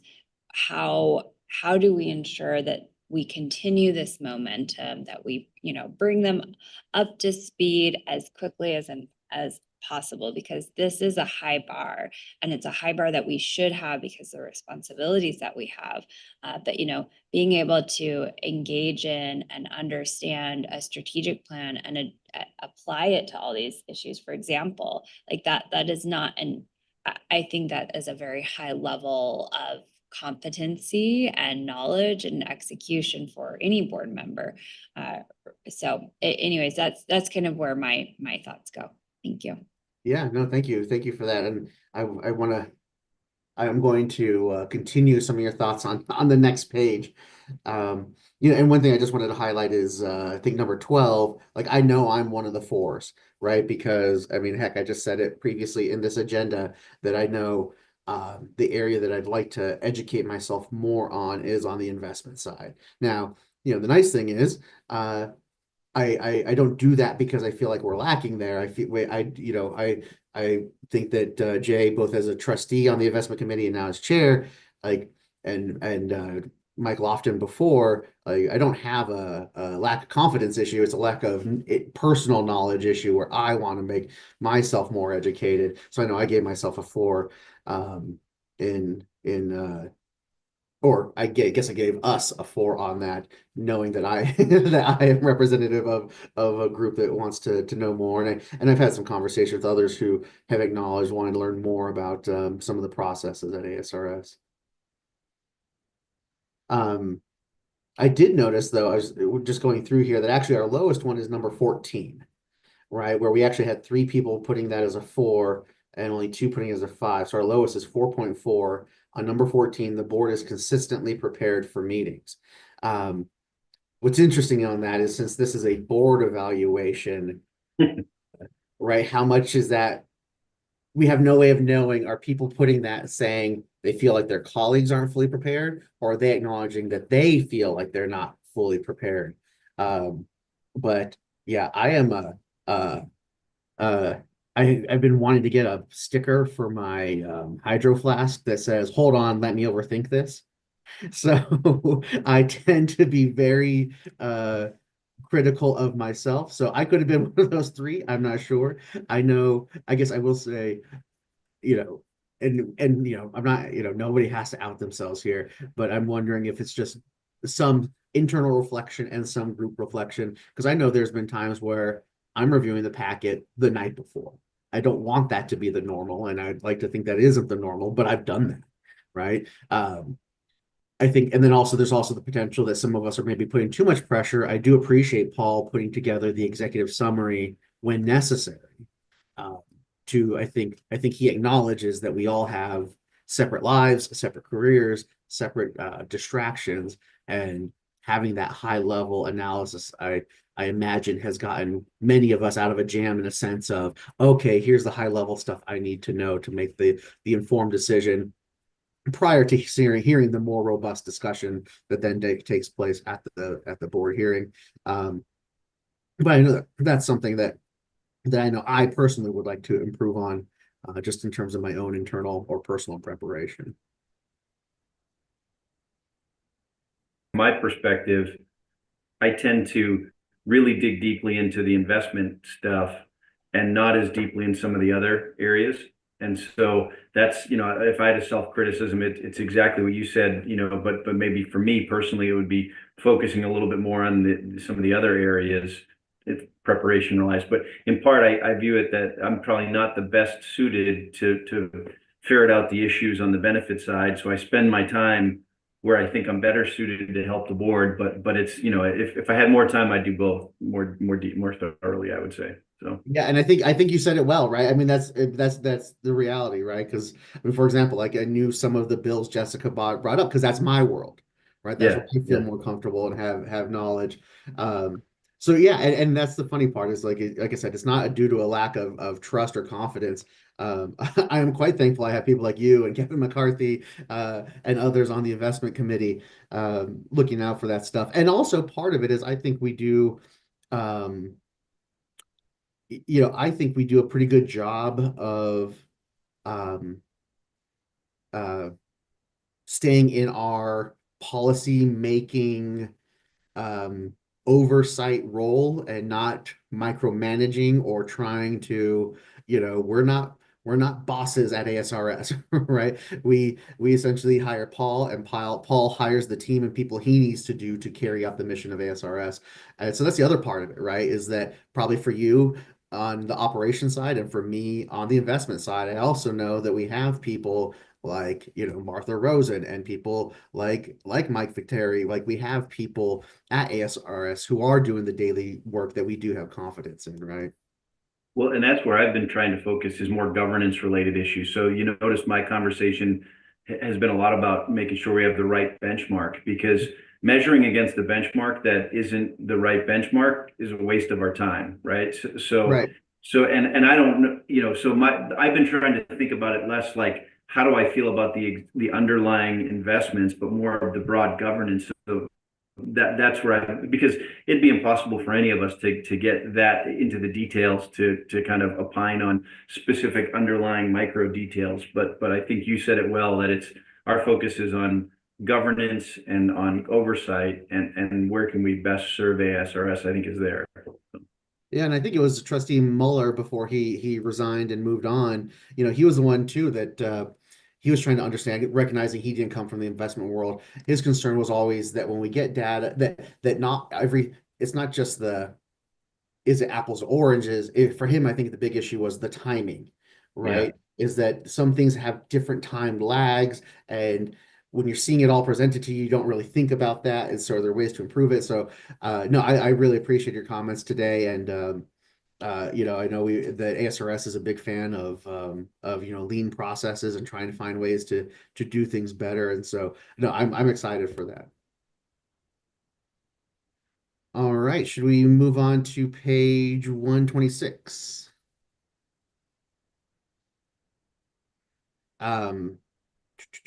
So I mean, you guys can read the points. I do know one of the things I wanted to bring up because I don't, or actually, I'm sorry, let me pause there. Does anyone want to bring up any of the achievements? I figure these are all positives and good things. I don't know if there's if anyone wants to highlight any as one that maybe I want to call out as particularly supportive of. Well, this is Trustee Miller. It's not specifically listed here, but I just need to put kudos into this. As in my mind, it comes under one of the achievements. I just recently completed our state Music Educators Conference. And for the second year in a row, ASRS presented a session for teachers that would be retiring within 3 to 5 years. Last year was the first year we did it, had no idea, who we would have walking into the room to listen to the presentation. And this year, we even had more people walking into the room. We had over 20 people this year at that one session just to get the facts and the information. And I hosted the session, and Michael Moreno did a phenomenal job. And after the session, I mean, he stood around for however long afterwards answering any and all questions. And people appreciated that as they had gotten individual questions. And just the communication that went on. And I know that this is something from Trustee Muller and myself that we kind of helped, I'll say, prime the pump a couple of years back. Just the idea of better communication to our members. And we're seeing that come to fruition, and it pays dividends, and our members appreciate that. So, those are all things that, kind of comes under the achievement category that's not necessarily listed there, but it speaks volumes in terms of the positive side of ASRS and how they are efficient in doing everything they're doing. So I just wanted to add that comment into that category. Yeah, no, thank you for that. And I don't know, you and I are probably the old fogies of the group in terms of seniority on the board, but I'll be honest, there was a time, we've come such a long way in a short amount of time when it comes to I would say in terms of communication overall from ASRS, in terms of both modernizing, but also making sure we don't leave members behind, right? Not necessarily completely moving away from paper for those who are still sort of old school, but providing more online, direct email materials, and then the nature and the communication. Frankly, it's in my opinion more approachable, right? I mean, we were talking about some technical stuff, and I think the way we ASRS is using more visual cues and more graphics and more easily digestible ways and shorter videos, and I just think the way that and I we'll give particular kudos to Katie Dano, but like her and her team, and I think one of the things we talked about that I think you guys may remember, we used to have a communication subcommittee, and we frankly canceled that because ASRS staff stepped up, and they were, sort of, you got to crawl before you can walk. And I feel like they're now walking and running now. I like that, going to the next piece, that someone did put constant communication improvement, because I do think it's a constant process, because how we communicate and how people communicate is constantly evolving. So, Mr. Vice Chair, I just, completely agree both with all the progress they've made, especially looking back to where we were. And then I think even with additional room and additional growth for the strategic communication, I think is promising for the future. So great point. Just to move to the critical issues, and this is where Trustee Weber, I wanted to come back to one of the things you pointed out, and I actually didn't realize this until I was reading Paul's summary. I didn't realize every one of us are expired. I knew I was, and I knew some others were. I didn't realize every one of us is expired. And that is a little bit concerning. We all serve, we were all appointed by someone, and in the past, we've had some consistency in that terms weren't all up at once. So there was some transition. You had experienced voices that could hopefully help with, the young blood. And so I'll just be honest from my perspective. I am worried. I don't think this governor has any plans to just, do a complete overhaul, but the potential still exists, right? And on one hand, I like that since we can serve until replaced, I think we have a good board, and I don't want to see anyone leave. And so on one hand, I'm thankful that at least the status quo is maintained, but I will tell you that is something that does concern me. Now, I will say I've had positive conversations with the governor's office. It's been a while. That leads me to not worry about, none of us, in my opinion, I got the feeling that none of us have a target on our back. It's more of, I think, a resource allocation issue when it comes to, say, boards and commissions. And I think some of the, if you read the paper, some of the fireworks that have happened on Senate confirmation of agency heads, not necessarily boards, board members. And so I think I suspect there could be some element of wanting to keep us out of that for now. I don't know, but I will say I'm pretty sure I'm one of the two that put that down there. Because the getting a fully staffed board and getting us reappointed, I think is something that I think I would consider critical. Now, are we in a position to do much about that? No, but I do think that is something that continues to concern me. Mr. Chair, yeah. I would agree with everything you just said. My problem with this particular item is not the fact that our terms have expired, as much as the way I view it is appointment of people to boards and commissions should not have anything to do with, in reality, in my simple way, with politics. It's about taking care of our agency. It's about taking care of our state. And it shouldn't make any difference what party, in my mind. I mean, it's about doing the job and doing the job right. Nothing more than that. So, I know that comment that is in there about that in Paul's summary. I just think it's sad that we have to make that comment just because in my way of thinking, it shouldn't make any difference regarding a party. Yeah. Well, and frankly too, so yeah, I completely agree. And I've used the example of I've served with people who in my professional life, the job that pays me, where we have been at the Capitol at odds with each other. And if you look at the votes on the board, I don't know that we've ever voted a different way than each other. And I use that example to say this is not a political board. This is a board that is genuinely interested in doing what's right for the plan and for the beneficiaries. And so, yeah, I've made that point as well, and I think it's been well received. So I hope that we'll see some movement on that. I know Paul's done outreach and we've had meetings. I also know the governor's office has had some staff turnover. And so I know they have a new person over pensions. I was just meeting with them in recent weeks, meeting with them on a separate agency that's under them, and they mentioned that their pensions, and I was like, oh, I need to follow up with you. So I'll try to reach out when the time is right and see if we can try to move something along on that front. Looking at some of the other critical issues, I think the succession for executive director, right? I think that is a big one. And it's one of those funny things of it's not born, I think, out of any fear of, or it's not born out of a fear of, or a lack of confidence in Paul. It is born out of a fear. What do we do without Paul? Right? And I believe he knows that. He knows that it's just that we just value him. I feel like he's an asset to the state, right? And the way and the value that ASRS represents is a value to those in it.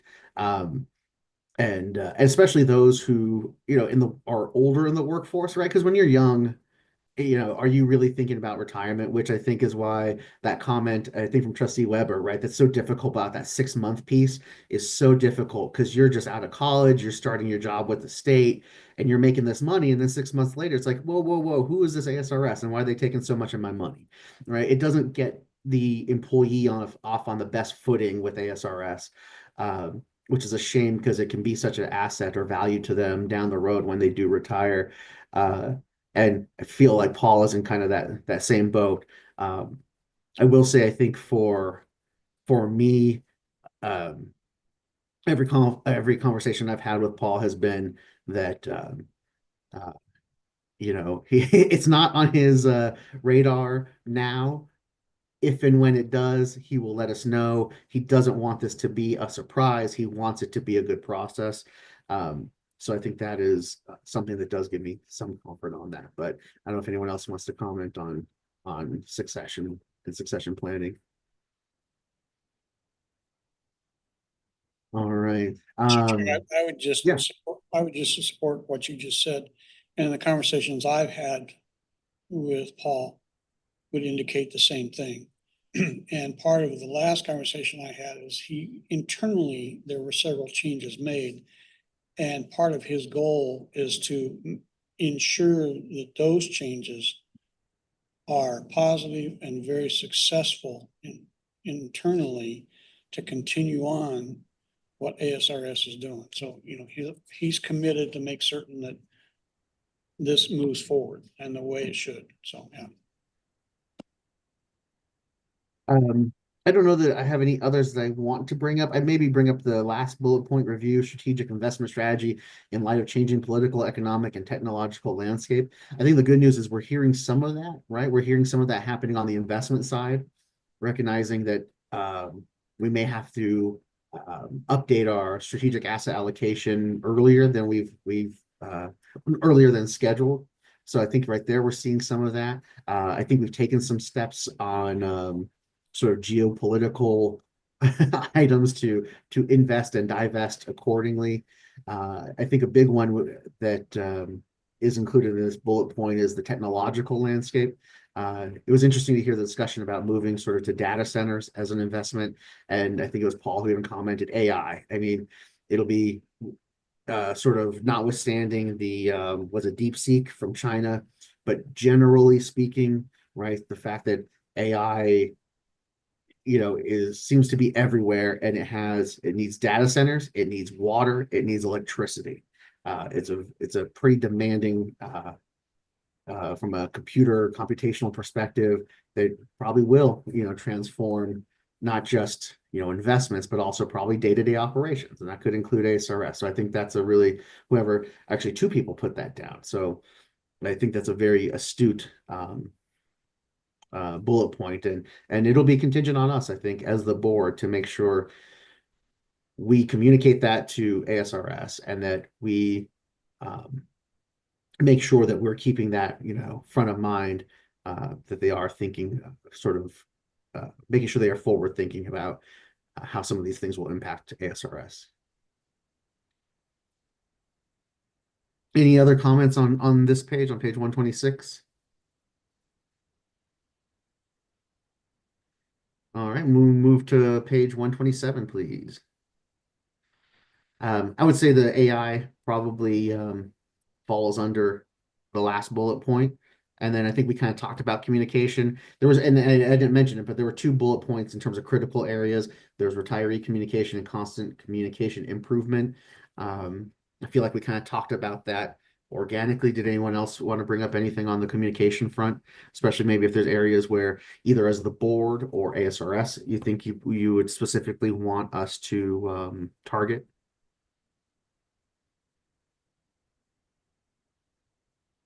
All right.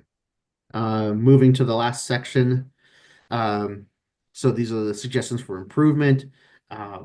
Prefer board meetings board members attend in person, right? I think that's a constant challenge. I'm sort of in the boat of I agree, but also right, having the virtual option, I wouldn't have been able to be there today, which would have been a problem for quorum. So I appreciate having the virtual option. I personally just find it's well, especially probably as chair, it's easier to conduct the meeting in person than virtually. But I guess my own personal thoughts, I agree with this point, but I also don't want to, what's the word, make the board less effective, because then people who can't attend in person, either then they're not attending, period, or there's too much upheaval in their personal or professional life to where they can no longer serve as a board member. So so I agree with the sentiment, but even the sentiment, the comment itself kind of acknowledges it's not a way to, or it's not always possible to guarantee in-person attendance. I don't know, any other thoughts on that? I know it's something we've talked about before.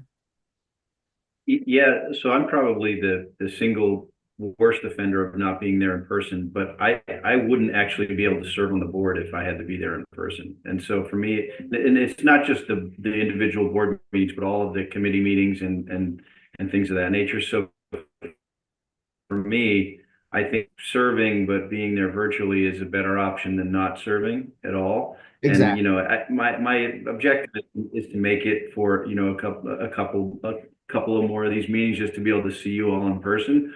But I struggle because I have other standing meetings that just, it'd be really tough for me to do it. So, and what's been interesting for me though is I was a firm believer in pre-COVID about, you know, everyone in my company being in the office 5 days a week and all the meetings being, you know, in person and live.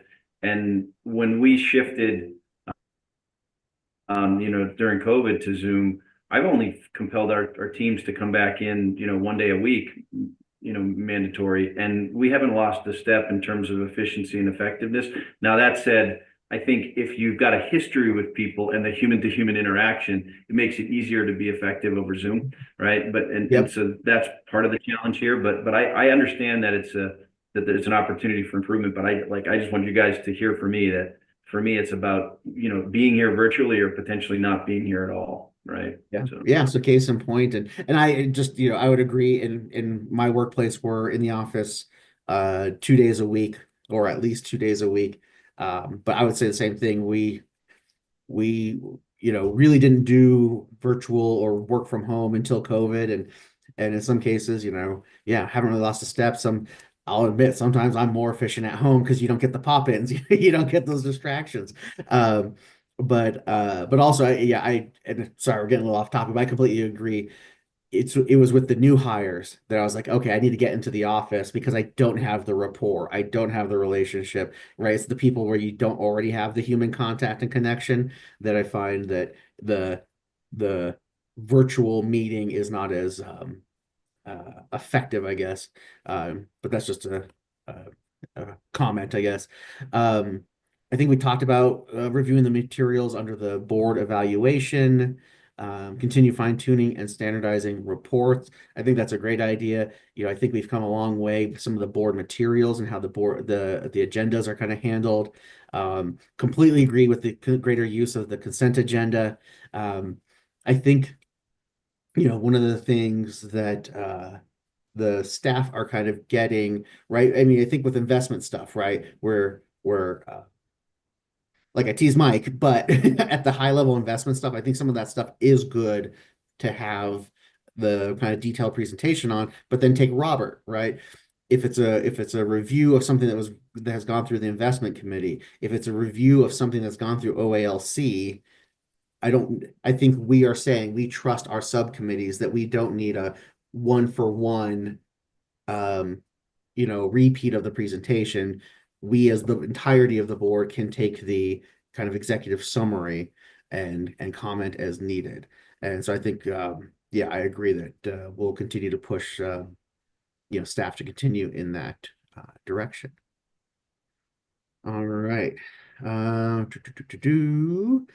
Can we go to the next section? I'm sorry, I'm guessing it's like 129. Is that where it's at? Or maybe 128 is where Paul's comments start. Maybe we'll just kind of go through real quick and see if there's anything that anyone wants to call out. He talked about you know, good news. He's getting good feedback about us as a board. So that's good. You know, oversight. I don't know if there's anything in particular there. We get along as a board for number 3, so that's always good. Number 4, providing good feedback. I guess that's 4 and 5. Number 6, I agree with that. I think we use our skills both. I think of it mostly through the subcommittees, but I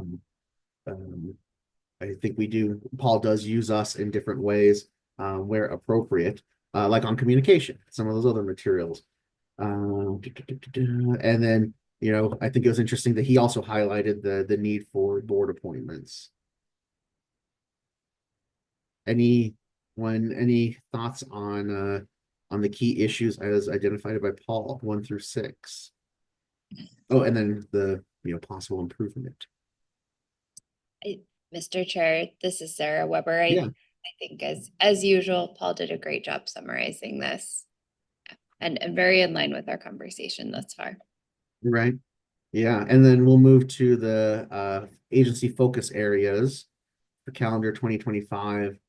Again, we keep coming back to the board vacancy, so that's number one. Number two, which we also kind of talked about, or actually, the vice chairman brought up the fact that we had some changes and we've seen the org chart change a little bit. I actually also think that this is probably one of the things going back to kind of the succession planning.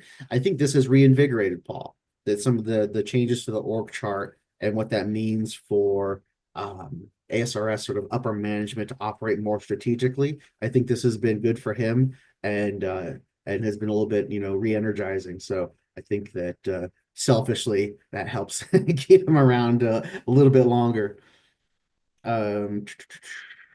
Mr. Chair. Yes. On item number 2 on that, just to jog my memory, I would have loved to have seen names attached in this with those positions, I know. with the transitions that have taken place. Admittedly, I was trying to think of who fit where, and I wasn't sure if he was just kind of trying to be sensitive or what. But yeah, I was trying to fill in the blanks myself. I assume that there's a flow chart or something that's available on the website or something that we could plug ourselves. I can ask Paul if they can send that out, because I was wondering if there is in fact a revised org chart. Okay. Yes, there should be an org chart online. And just a comment, given that this is still a public meeting, it may be better to not have the specific conversations about specific stuff. Right. And that's why I was wondering if that's why staffers weren't specifically named. Item 3 and 4, I think we kind of actually through the course of the board meeting today talked about item 4 and bringing the asset allocation policy back to the board sooner than normal. For the operations risk team, I didn't really have any comments there. I want to see if anyone else does. And then if we go to the next page, 131, we have 3 more items there, 5, 6, and 7. I think 5 is fairly standard. 6 and 7. If there's anything anyone wants to highlight there. I feel like cybersecurity is going to be an issue for who knows how long. The foreseeable future. So it can be resource heavy, but it's an important one.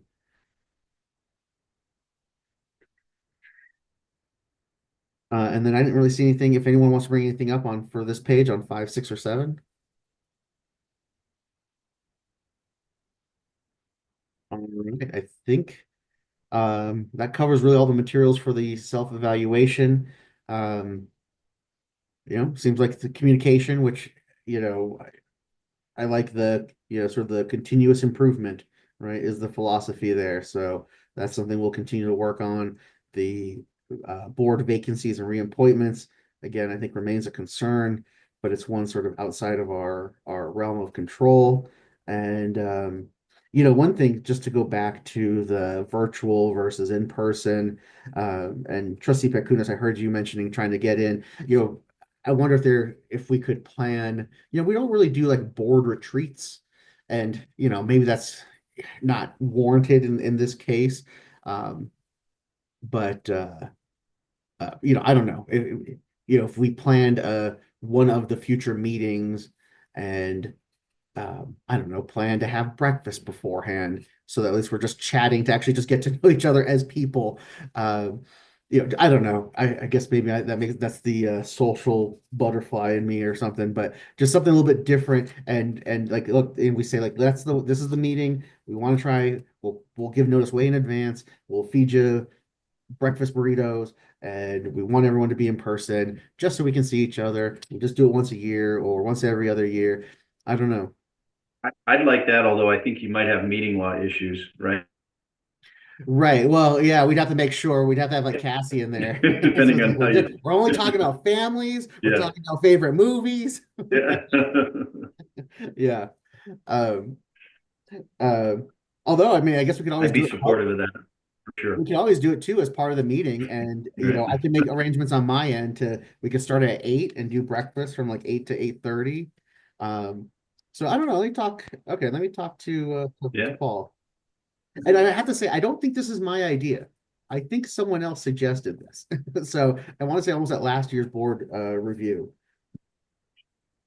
Mr. Chair, I think that's a great idea. If we do have any new board members added, I think it'd be extra beneficial to them, as Jay mentioned, to, build that, Right. when new people building that, connection is even more important. And yeah, I really appreciate the discussion. I know for myself that, we're all sitting on expired terms. We have a lot of commitments, but I love this process. It's a great opportunity to reflect together and individually. And, I'm kind of, definitely want to make a commitment to you all, but that like, okay, I want to make sure, where can I improve? Can I be more prepared for meetings? Can I, review the materials better in advance? Can I, and I agree, I love having the flexibility of being remote. There are so many times when it would be near impossible to attend in person. All those things, just to ensure that I'm doing that on my end. So I just wanted to say that. Thank you. Great. Thank you. Well, I And think with that, any closing comments before we close out the agenda item? Well, I'll just make one. I can very clearly in my mind remember the very first board meeting that I came to. And I was absolutely intimidated walking into what I was doing without any kind of background of knowledge. And I'm looking around the room and, there were people that I knew names of. I did not know them. And I appreciate the fact that I've had that opportunity to get to know them over a period of time.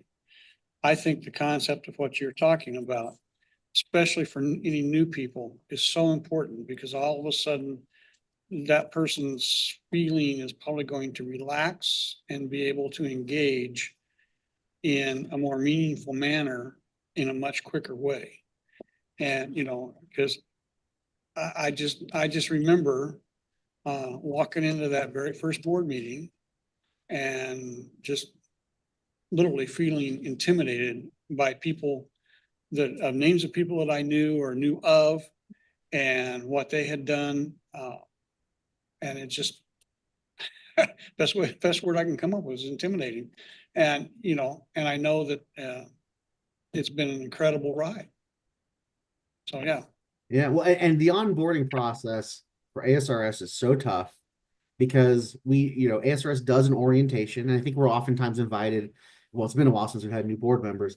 And I remember going through my orientation, and it was in the old board meeting room, which Mike, you probably remember, or I'm sorry, Vice Chairman, you remember. Um, and it's just so much information. And so I'm sure there is some element of, you have that and you try to process it all, but then you go to a board meeting and it's like deer in the headlights. You're like, okay, wait, what? Did we talk about this? What's this now? Uh, and so I know even staff have mentioned just try to find ways to improve that onboarding and kind of the ongoing education. And it was Trustee McCarthy who told me um, during my first term, which is weird now because my second term is like now 2 terms long. But he told me, he's like, you kind of have to be on the board for a term to really even start to get the hang of things. And because it is a lot. So, but no, I appreciate all of you. I do think we're I don't know, I'd say a high performing board, especially with my work with other boards and commissions. the cohesion we have and the, I think, level of communication we have and the lack of drama we have, I think a number of boards would readily welcome. So I appreciate that. So thank you all for your input. We will close out agenda item 11 and we will move to agenda item 12, requests for future topics. Are there any requests for a future topic? Well, I'll put it under request for future topic. I just need clarification. We moved earlier to move the board meeting starting at 9 AM. Is that only the full board meetings or is that also the subcommittee meetings? It is just the board meetings. Okay. The others have already been set. All right, thank you. All right, we'll close agenda item 12. Go to agenda item 13, just to announce that the next meeting is scheduled for May 22nd, 2025 at 9 AM. And I think with that, that takes us to agenda item 14. So I'll just pause to see if there's anything else for the good of the order. All right, thank you, everyone. This was a long one. We appreciate it. We do have a big piece of that was investments, which are critical, and the evaluation, which is important. So thank you, guys. Everyone take care. Thanks, everybody. Take care. Oh, and with that, we're adjourned. I was about to sign off. Sorry. It's 11:48. Thank you for joining us. Thank you, everyone.